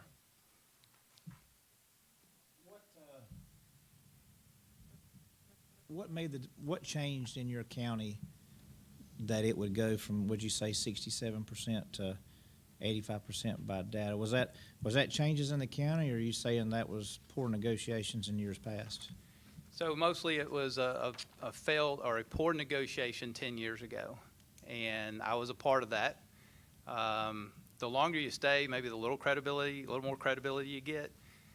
So back then, the chairman that we had, great guy, salt of the earth guy, but wanted everybody to get along, wanted everybody to hold hands and be nice. So we did not land where we needed to land in the 2012 negotiations.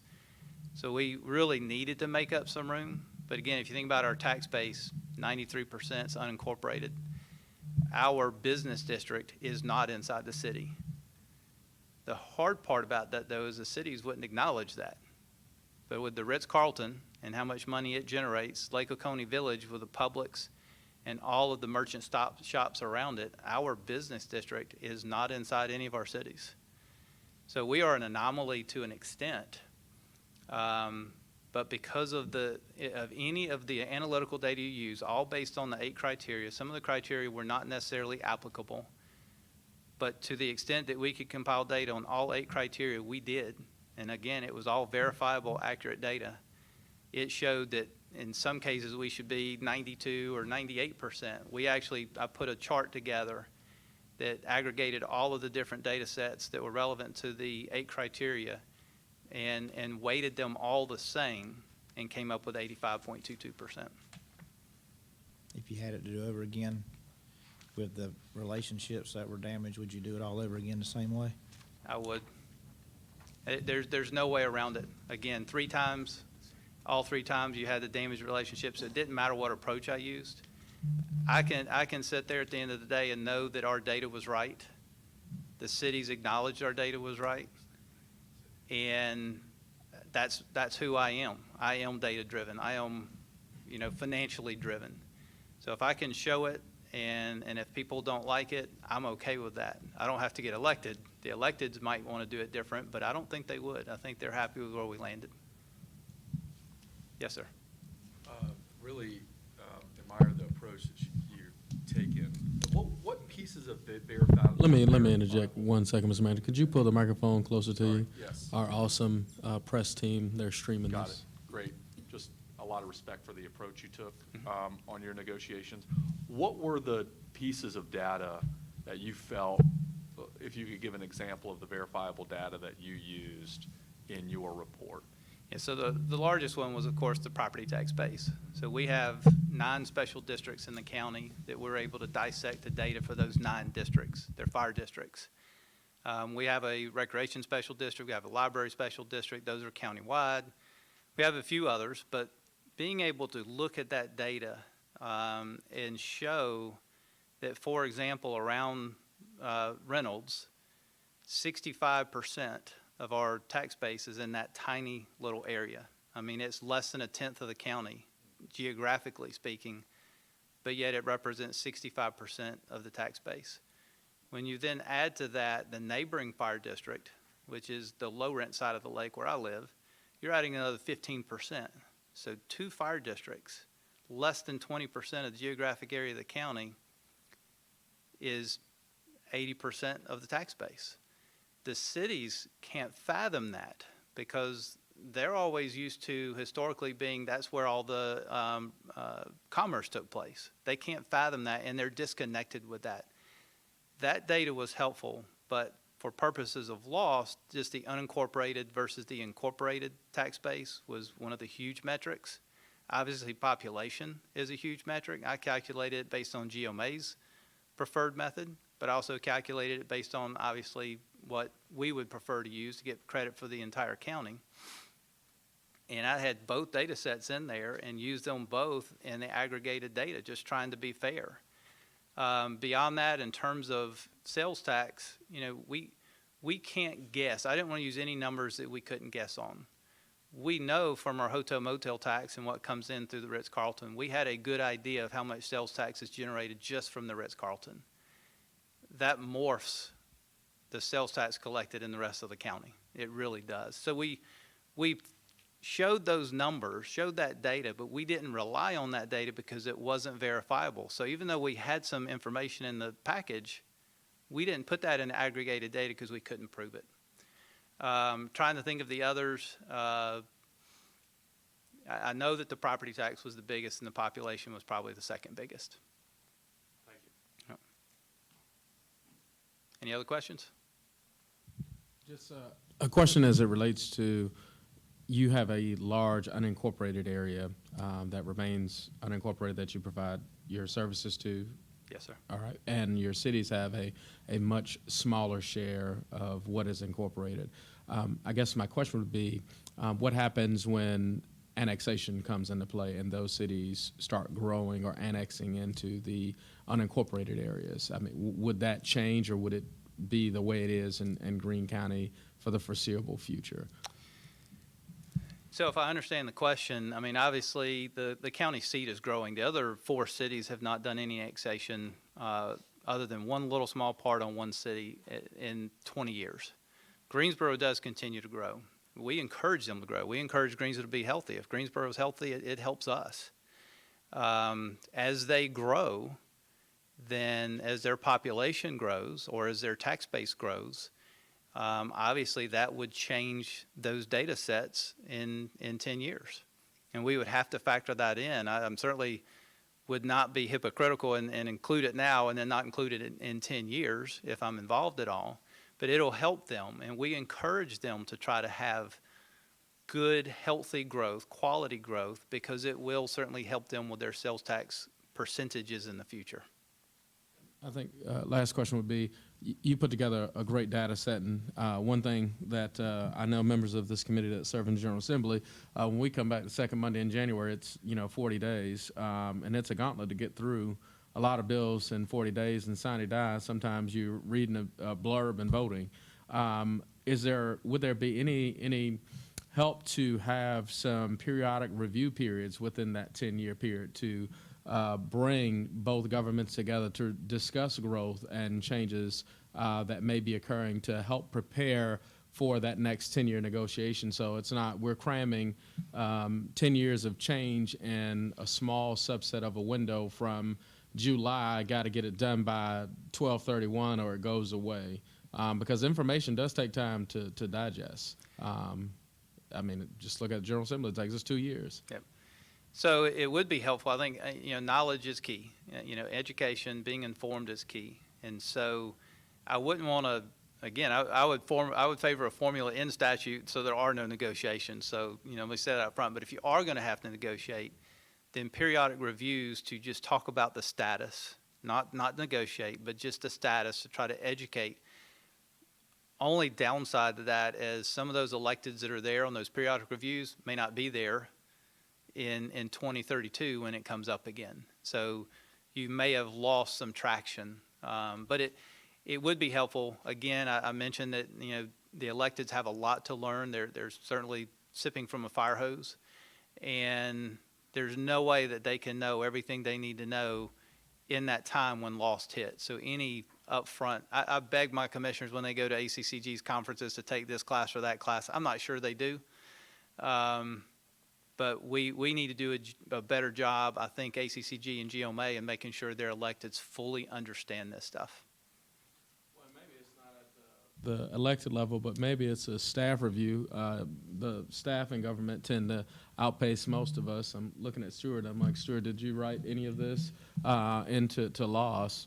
And the reason for that is maybe it's a periodic staff review, because staff has the ability to influence elected officials. Because if Stuart tells me this isn't going to fly, then it's not going to be, a bill that I think any one of us carry. And so would that be something that, staff is consistent, like you've been here, to have these reviews, and so that, maybe if you do have a new city manager or a new county manager, you all have had a chance to go through this review process together and better understand and look at the record per se, and then advise your respective elected bodies to kind of move forward.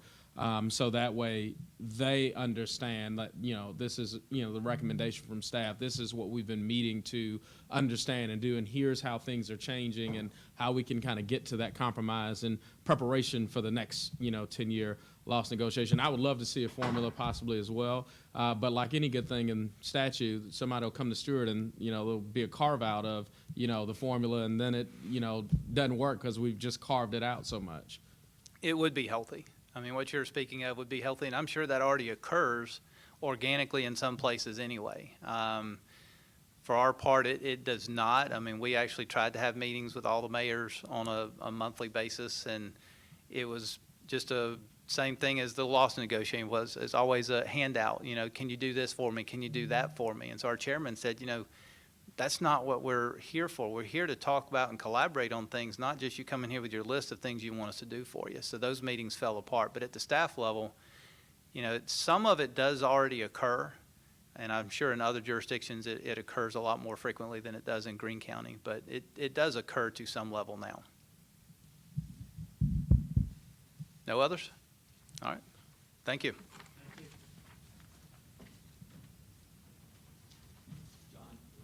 John Hart, the attorney here in Chatham County, so he's going to talk a little bit about the negotiations here.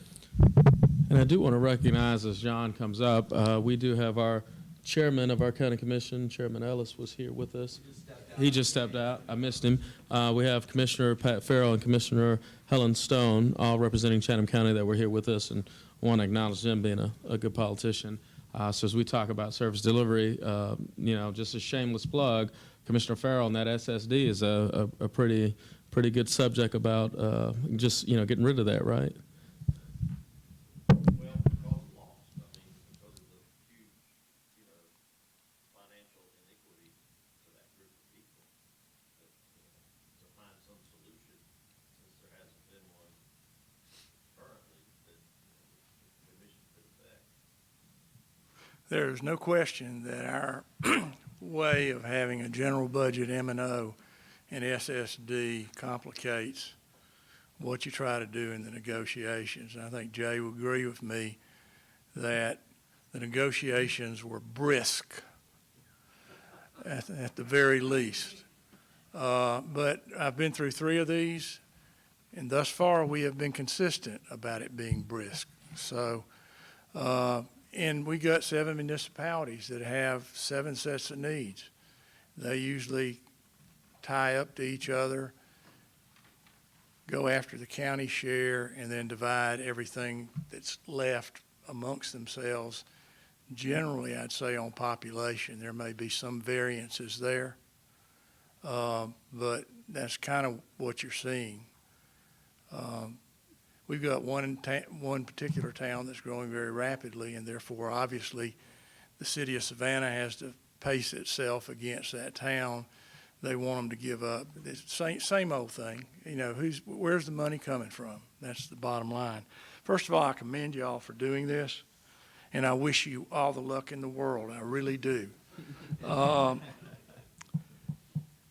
think you hit on something early on. Is that you're back to basics, the equitable property tax relief in a manner of dividing it so there won't be disparity between one jurisdiction and another jurisdiction over how much a citizen gets compared to another citizen. If you live in a municipality, you're going to get the county rollback.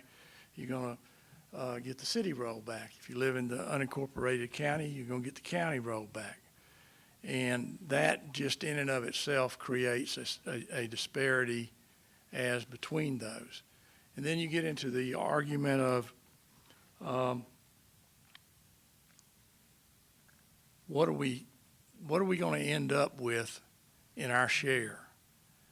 And everybody has their own calculation for that. And I don't know how you get around that situation, because everybody becomes very myopic about how they look at that situation. And it's that zero-sum game. $1 taken away is $1 gained somewhere else. So that's what you're up against. The 8 criteria, to be polite, they're not very helpful. They're so vague, you don't know what you're doing. You know that first criteria that just went on for about 3 paragraphs? That got written partially by the city attorney, Jimmy Blackburn, who I had a great deal of respect for, putting the part in there about the city. And then the county attorney, who I know pretty well, wrote the part that dealt with the county. Well, when you got through reading that paragraph, you didn't know a damn thing about anything. And that's just the way it was, because everybody was protecting their nest. So I don't know how you overcome that. I think a formula, I think the 8 criteria either need to go away, or we need to have 3 criteria or 4 criteria that you can apply some type of an objective standard. Just like our manager from Greene County said, you know, you got to have numbers that you crunch that people can't come in and come up with something else. And in our situation, and I think it was true for the city, we'd come up with what we thought was a pretty good set of numbers, and they'd come in and see the same data sets in a different view text, and we'd get further apart rather than closer together. So those, and what do you do with them? You got to acknowledge them, because they say you got to acknowledge them, but as a practical, functional part of that thing, I have never in all 3 of them seen anybody sit down and really, when it gets down to how much am I getting and how much are you getting, they talk about any of those 8 factors. So if you can come up with 3 or 4 there, I would think that would go a long way. We got together before we came over here, the managers, myself, and a couple of others, and came up with some things that the county would like to see done, but I'm sure the city's going to hate it. But I'm hoping in there maybe is an idea that you can take and modify it however you wish. The biggest part, the county general fund carries so many services in it that nobody else pays for. And it's not getting better, it's getting worse. Because one of the best things that you can get out of the legislature is a new program that nobody funds. We'll let the county pay for that fee. Okay? And during our process, we came up with 32 different things that we did. And just to read off a few of it, the sheriff's department at $10 million, the county jail at $48 million, something as simple as the tax commissioner at $6 million, mosquito control at $4 million. That's like snow and ice money up north, you know. We don't have that problem. And then you go down and you deal with all the other issues, and that added up to $140 million. Well, actually $141 million. And if you went back and figured that again today, that would probably be 155, 156, somewhere in that lower range. I don't think it'd be quite at 160. But the thing about these 32 services is there's no revenue in them. Everything is an expense. So you don't have the water. The county does not provide water and sewer. That's provided through the city, and then there's a rate system that's worked out from underneath that. So I think that's what you see counties being up against. And then the other thing that there's been some discussion about that I think needs to be settled once and for all is there's a contingent of folks that believe the only thing the county deserves is those supplemental powers and nothing else. And there's been a couple of attorney general's letters and opinions indicating that the county should have the benefit of all the services they provide, not just the supplemental powers. Now, that might have been great 60 years ago, but supplemental powers is nothing compared to what you're on the other side of the ledger doing across the board for all these various things. You don't think much about a library, but you know, it's $7 million. You don't think much about the district attorney's office. It's at $9 million. If you have a district attorney's office, you got to have a public defender's office. So it keeps going on, and I don't know of any court that makes money. But you got all the judges, and you got all the deputy sheriffs in there. So that's the issue that you see in the larger cities and larger counties. And I'm sure the city could get up here and come up with 11 things that they felt, well, that's what we have to deal with. So my point to you is try to do something. Now, we came up with a couple of ideas, and Jay, if you don't roll your eyes, but someone wanted to take all the lost and just put it in the general fund and then do a countywide rollback, dollar for dollar. Whatever it generated, it generated.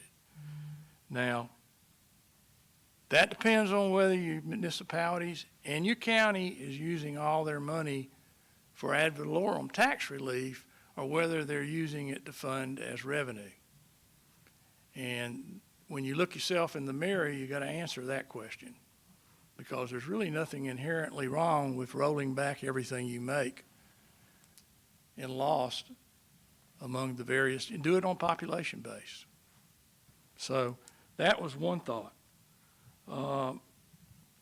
Someone suggested putting all the money in the general fund and then chopping it in half, and the county gets 50% of that, and the city split up the other 50% based on their population.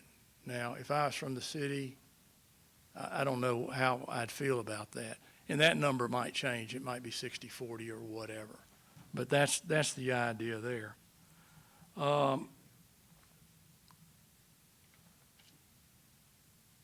The final one we came up with was "I Feel Your Pain." And that was somewhat similar to one of the suggestions made. And that was, you need to start about 6 months out before the deadline drop dead date is. And you need to tell the cities and the counties, you got to come to agreement, guys. And oh, by the way, in order to incent you, if you don't have it in 90 days, then 10% of your lost funds are forfeited. If you don't have it in the next 60 days, another 10% is forfeited. And if you don't have something by the time we get to 30, you've lost 30% and you're very foolish. Now, that takes the charm out of all the game plan. And I found every one of the loss negotiations I've been involved in always came down that one person or group of persons felt they had such an unfair distribution that they would be willing to blow the whole thing up. And nobody wants that. But when you get down to a deadline, it seems like you do better. And so what I was thinking is, if you did intermittent deadlines where everybody feels the pain in the same way, maybe they get serious a little bit earlier and we wouldn't be doing this at the end of the year. Or I think the last petition was filed within a few minutes of the deadline. So that's my advice. I think you got a good idea. I think what you got from the county government did a great job of laying out where the law was, what the issues are. Greene County had a very good presentation on things, but I've found they're not data driven. I've found that people get fixated on the percentages. And I could talk, I was blue in the face about these are actual out-of-pocket expenses for services nobody else is providing that we are. And you would get a look, because there wasn't any way to defeat that because the numbers were the numbers. But that was just ignored, and nobody really changed negotiating positions. Negotiating positions changed at the very last. And we ended up with a formula in which the county got an increase and we ramped it up over a period of years. And then we got into the argument over which ramp we're going to use, okay? County ramp or the city ramp. But eventually we got there. And I don't know of any easy way to do this other than doing it. But everyone I've been involved in, until there was some sense of urgency and reality to it that we're going to lose this, and oh my God, this will do what it'll do to our budget. And some of the little cities rely very heavily on it. We got one city that doesn't even have any local tax. So loss means everything to them. So I wish you guys all the luck in the world. And don't listen to anything Jay said. I'm just messing with you. No.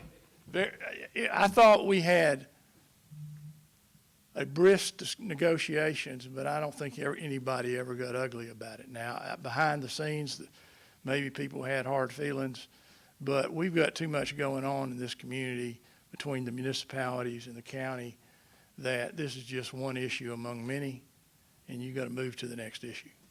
So anyway, thank you for your time. I think this is well worth it, and good luck. Next, Heather Scott, who's the manager in Jeff Davis County, another one of our rural small counties. I think, John, you mentioned somebody turned it in like 3 or 4 minutes before the deadline. I think this is the person that turned it in. Well, I actually was going to introduce myself as I am Heather Scott, the county manager in Jeff Davis County, and I was your last one to turn in the loss certificate on December 30th of 2022. And if I tell you that I still don't have nails for that reason, I do not. So just a little bit, just listening to the two before me. First let me tell you a little bit about myself. I have only been in Jeff Davis County for 4 years. I was the county clerk for 2 years, and actually this month has been 2 years for me as a county manager. This was my very first loss negotiation.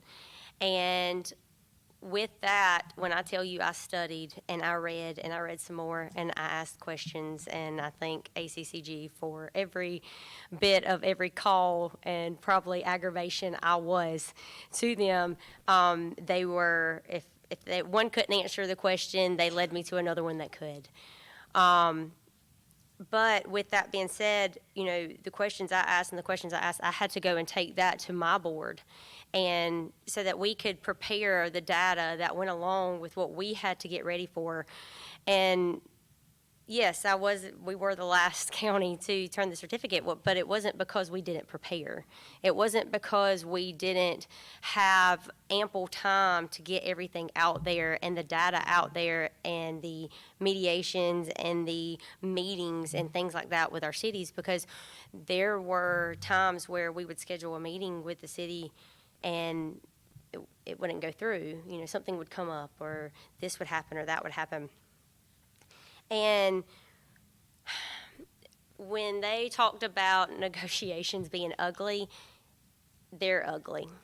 They are. I can honestly say that, and this is, you know, I will say, let me back up a little bit of, I'm not here to down cities. I think that we only have one city, and they are great. You know, the people in the population are great people.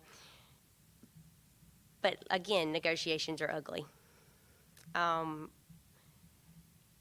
Cities, they would come in and like counties, you want to have that income and that revenue to help your city. And that's what they're there for, as well as the counties are here for us to get that revenue to help our people in the county as well. But we give this data, and you go in there with the numbers of population, and when you get told that we're going to do this our way or no way, it takes it to another level, I guess, of negotiations. And I say that because we went in going population driven. We started out at 60-40, county 60, city 40. And so we put out that population. We're an estimated around 15,000, and the city being around 4. So we went in and said, look, if we can agree to it right now, we'll leave it the same. We were told no very quickly, and they wanted to reverse it to 70-30 city. With that being said, that was a no-go, and that ended that meeting very quickly. But we come back about 2 weeks later and put out there with the SDS information, the services that are provided. And as they were talking earlier, the other two, you know, and also with Clint saying, you know, yes, there are services that the county provides that city gets to also, you know, use. Magistrate, EMS, EMA. We actually provide E911 for both city and county. We have a split fire, yes, but we provide rec departments, libraries, senior citizens. The county funds all of that, but the city benefits off of it as well. We put that out there, and it was a no-go very quickly. We then found that a formula had been presented to the city to use for their data. And again, we were the example for that. We were actually the county and the city that was used for that data. But the thing that come off of that was we weren't asked for our data. They were given from an SDS negotiation that had not been updated yet. So they were getting data, they were given data that was not all correct, so it looked like they were getting everything they needed, and it was in the better for the city, but not the better for the county. So we ended up in mediation, in which, again, because of not full-out education and understanding for both commissioners and city council, and I say this for both, because the education part of it needs to happen. It's got to happen. Education for both city and county. Because of that, at first, the city told, they were very adamant that they did not want to go into mediation. Well, they didn't have a choice at that point. So because the 60 days were up, we had no choice but to go into mediation. Well, with that being said, mediation, we actually had our mediator come in, and after about 4 hours of mediation, because neither would budge, she said, I'm not going to waste taxpayer dollars and continue this because we're not going anywhere. The only thing that ended up helping us was having to lose, almost losing that tax for both the city and the county. And that's not, again, I tell you, negotiations is not, it is a horror story, especially for small counties, because hurt feelings are there, hurt relationships are there, and when I tell you that I don't think that our commissioners and councilmen, some of them spoke for, I know, months at the time after this. But they had to come together because, and honestly, I will tell you a big thing that helped is our local newspaper put out an article and told the good of what lost is for both city and county. And I call it, I guess, keyboard warriors got on and and went in there and told both city and county that this is what you have to do to help both. But with also that being said, looking back of how things were done, it was more of who could help who more as far as themselves. And yes, that is how it needs to, you look to what to help the city and the county, but you also make sure that, I try to go off database is what we tried to do, is what the county tried to do. And I know I'm jumping around a little bit on this because I don't want to kind of repeat everything that both of the other two said. But I will say that I am all for education of both. I feel as though that it should be a mandated training for both city and county officials and even not elected officials, is because, and it should be the same training. And I say that in this part of GMA and ACCG are two great organizations. GMA is here to help municipalities and cities, and ACCG are here to help counties, and that's what they're here for. And they work together wonderfully as well. But I feel as though they need to come together along with Carl Vinson and put together a mandated training that everybody has to go through, the same training, sitting in the same class, understanding the same information, because the information that I just got up from here, each and every one of you is going to take something different from that information. And you're going to take it home because you're going to find what works best for your county and your city, and you're going to take that first versus seeing the big picture of what all this information put out there. So I would recommend that for you all to look at is the mandated training, as well as if we are going to do a formula. I sit on a fence with a formula because, again, I feel as though the only way formulas would, work, the only way certain ones would want formulas is if it benefited them. But before I allow our county to really push to lose a tax, then that'd be the last, I apologize. That'd be the last thing we look at and have to use is a formula, because I would rather use a formula that helps at the end than to lose the tax completely, or to lose the law, lost completely, I apologize. But I also feel as though SDS negotiations should happen at the same time as loss negotiations. Because where data that was given from our county, from SDSs that had not been updated, it don't help when you're giving wrong data of things that weren't updated in the correct amount of time for that. You see what I'm saying? So I feel as though if we're going to, SDS negotiations and loss negotiations really need to work hand in hand with each other. Yes, again, they're two separate certificates. Yes, they should, they have to be signed, two different things, but they should be working hand in hand. But the biggest key, and I could say it over and over, the biggest key is education on this subject. And I feel as though it should be mandated with that. So that would be my recommendation. I appreciate you all listening to a little bit of our fun that we had with negotiations. But if y'all decide to take away negotiations, that'd be great. We wouldn't be mad about it. But again, it was an experience, and I hope, if Lord willing, He will let me be.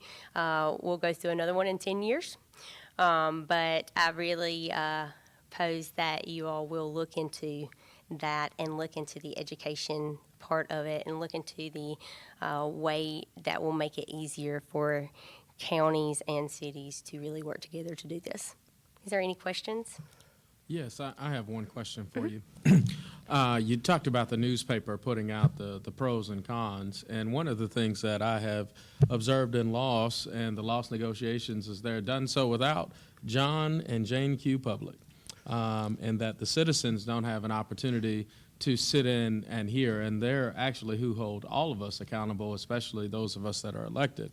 And anytime that they don't have the opportunity to understand, if you live in the city, you may have a perspective to the city. If you live in the county or unincorporated county, you may have that perspective. But also, the citizens have the ability to influence their commissioners and their city council people. But oftentimes, they quite don't know because they are not a part of those discussions. They just know that, hey, they put it out in the newspaper, if loss goes away, your county and city taxes are going to go up. And people are like, wait a minute, this is serious. Hey, hey. And that's where we get called, right? Mm-hmm. As our citizens say, hey, they're about to mess this up. I need you to go down and see what you can do because I can't, my taxes can't go up 40% or this much if they go away. Can you go down there and fix it? And I oftentimes, will tell my constituents, well, it's not really what we do. And then they remind me, but you're the senator, aren't you? You can go down there and fix it. And so I think all of my colleagues have the same experience, is that we get pulled into a lot of things, but yes, we do set and write the laws and pass them. But would that be something that would be helpful is to have John and Jane Q. Public attend or have, those hearings discussed like you would the millage rate. You have to advertise and give the public the opportunity to come and provide feedback. Should loss be the same way? That if you're negotiating it at the county and city, that you open it so the public will have the opportunity to provide feedback. Oh, absolutely. I mean, anytime the public can get involved, that's great. Now, as far as, I feel as though you should have a public hearing, but I also feel as though you should also have those meetings like we do as the negotiations, because there is pros and cons. Again, like you said, there are pros and cons when you bring the public in to do things. Yes, you are held accountable.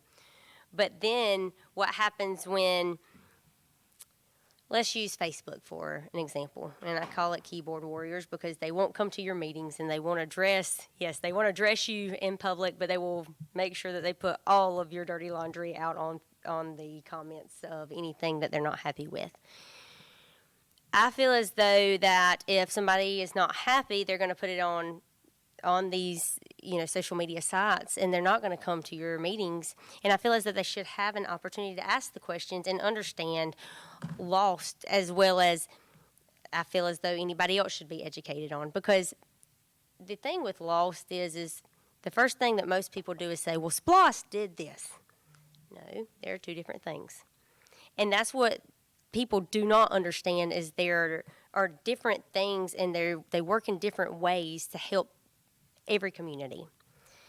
But yes, I think public meetings and public hearings would be a great thing for this, but also still keep the negotiations so that you can work together as a council and with the board and both boards, but also give the public a little bit of letting them say, hey, well, y'all can't lose this. You can't go without this, because we're the ones who are going to suffer, and we're the ones who are going to not get the rollback, and we're the ones who are going to have to pay this, this, and this, and this.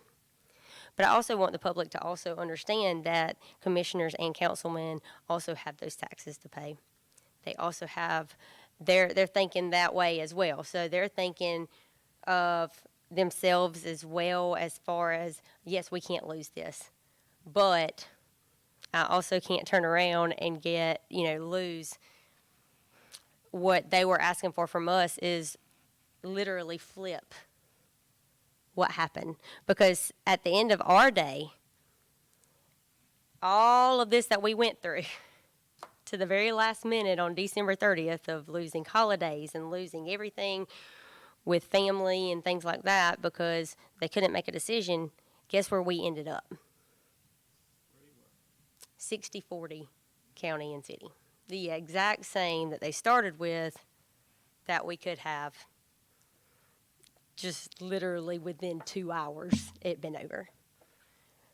But here we are. So yes, I agree. I think there should be some public hearings along with it, yes.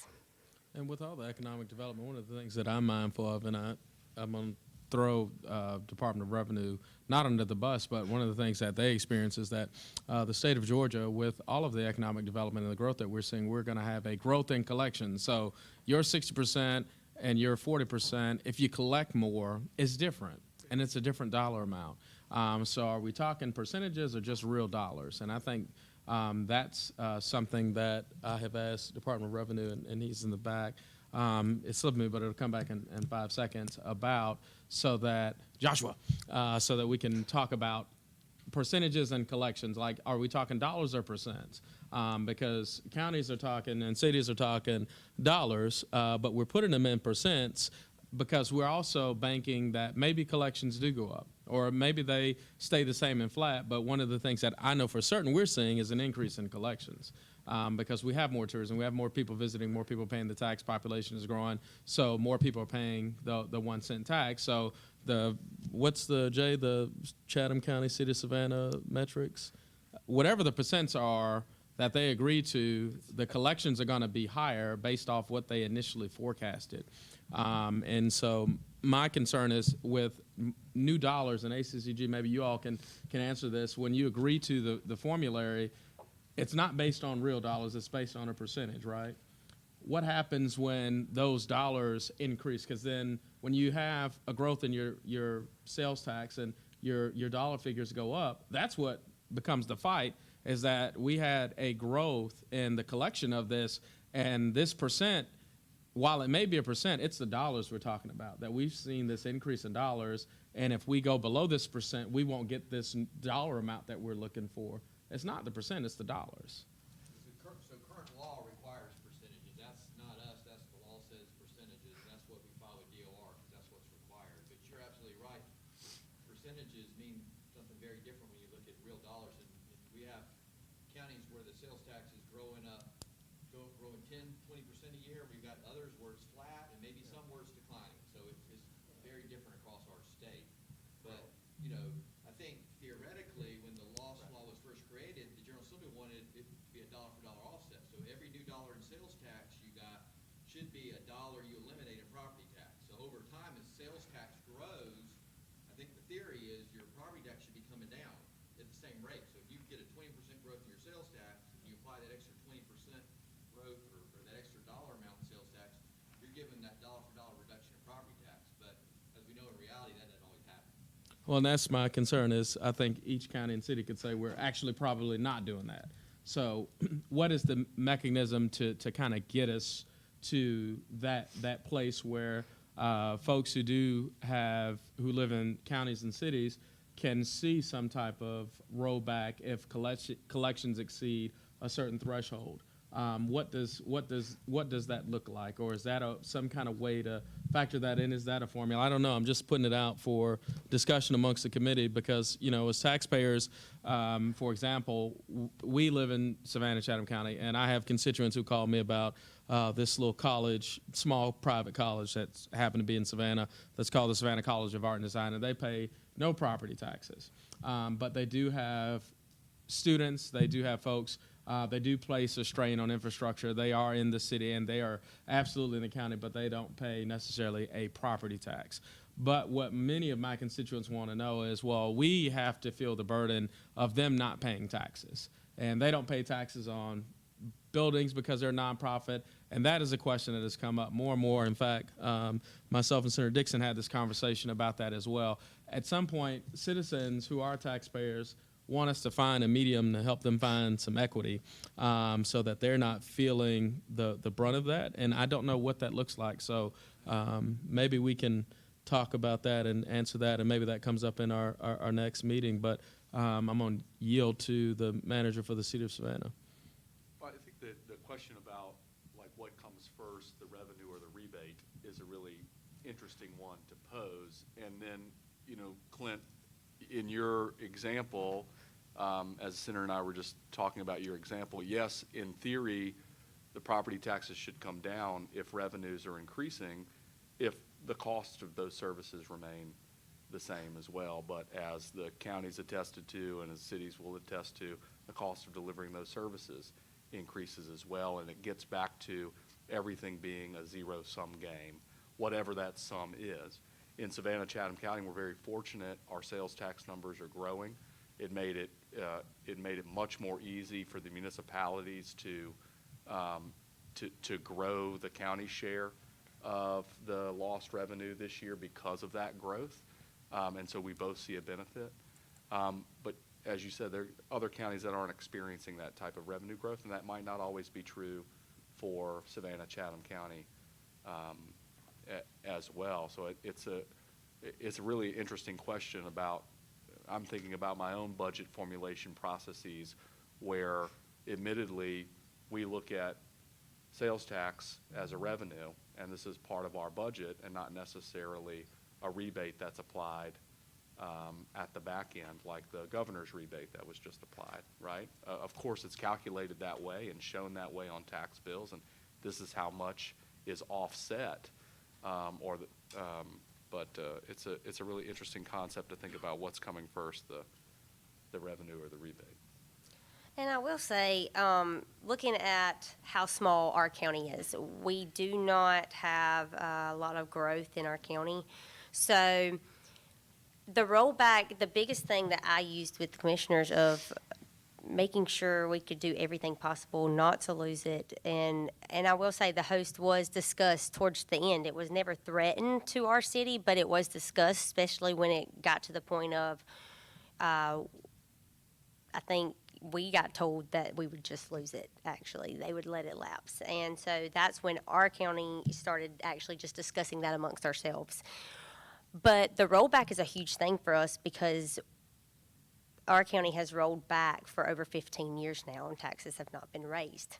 So our county is actually, you know, our people in our county are happy with that. They're happy that their taxes haven't gone up. Now, with that being said, that does hurt the county a little bit because you don't have that increase in your budget. So that does hurt us a little bit, but without the rollback, we would absolutely go up in millage at ridiculous amounts. And like like Clint was saying, people getting voted out, that is a very quick way for it to happen. Because it would end up putting us up at the 3 to 4 meals. And you can't, that's just not possible in certain aspects of it. So, especially in a small county like we live. So, with that, I know that you look at the dollar amount and the percentage, and yes, percentage helps, and we kind of, every budget that you look at, of course, is projected, and you never know if you're going to bring in all the revenue. You're praying that you're going to bring in all the revenue, but if something were to bottom out, you do what you can. But lost is a huge thing, especially for small counties like us, because it does make up for that additional revenue that is needed to help make sure that everything functions in a smooth way, and everything goes the way it needs to, because most of our county employees live right there in that county. There's not a lot that comes over and works from another county, and they depend on that and depend on that loss to help, not only keep their property taxes down, but also pay their bills every day. So I really hope that y'all look at ways to make this work and run smoother and work for everybody in the best. So, any more questions? Thank Okay. you. Thank you. Stuart is going to help us draft some of the most amazing, awesome loss legislation of this decade. No pressure, Stuart. Do we have any other presenters? That's it. Well, I asked members of the committee to text me some meeting options that in the next 3 weeks would work. We want to build consensus. And, what the irony is, when you text me 3 dates, many of you will have the same date that you text me. And then I'm going to just, put out a scratch sheet of paper, write your name, all the dates, and then draw a circle around the ones that all align. I learned that in elementary school. So positive for public education there. But appreciate you all for coming today. Thank you to all of our presenters. And at our next hearing in Spalding County, there is a out-of-state presenter that has some ideology on loss. We'll hear from them. And we'll also have Senate research kind of give us what other communities are doing. Commissioner Farrell, you want to provide some commentary? If you'd indulge me just a couple of minutes, I would love to share my perspective after going, as an elected county commissioner, going through 2 loss negotiations in my career here in Chatham. Well, we are in Chatham County, Commissioner, so I will absolutely indulge if members of the committee are fine with that. I always want to check with the senators. Well, and would you use one of these mics? We're streaming it. And shout out to Todd Edwards from ACCG. I texted him. I didn't see him, and he is listening, so I want to make sure you have it. Is this thing on? Okay. Well, listen, I've been through two new renegotiations. They're very difficult. Everybody's protecting, the cities and the counties are just, trying to get the biggest piece of pie. Please consider some sort of formula that takes it out of the city and the county's hands and is centric to the taxpayer, that's fair to all the taxpayers in the cities and the county, wherever they live. That, with maybe an option to negotiate, because a formula is hard to make that fits every one of the 159 counties. But if you could come up with something that says, okay, and do it soon, so everybody could be thinking about it for the next 8, 10 years and be ready for it. Don't wait till a year before this thing goes live, because then it's more difficult. So if you, my hope would be that y'all could come up with some sort of data-driven formula that would say, this is how much the citizens get. Look at the citizens and try to be fair to them, and then we'll figure out at the city level and the county level what to do with our share.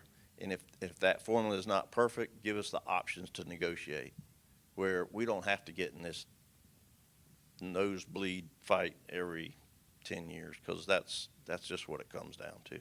And I'd like to get away from that. So appreciate your listening to my 2 minutes. Thank you. Absolutely. Thank you, Commissioner Farrell. And thanks to members of the committee. And you all have the information from ACCG to take home and digest with you. And let's also maybe just trade some emails as members of the committee to, put together a couple options that we can see a path forward on that the General Assembly can take up. And we'll share those with Lieutenant Governor Burt Jones, who's said he'd like to see something come out of the committee that could be put on paper. Coming out of this committee, said, "Now I don't have a committee just to meet. He said, come up with something." So would like for the committee to do that, so we can maybe have some guardrails and put some rules back in play, and let's get something on the books. Thank y'all so much, and thank y'all for coming to Savannah.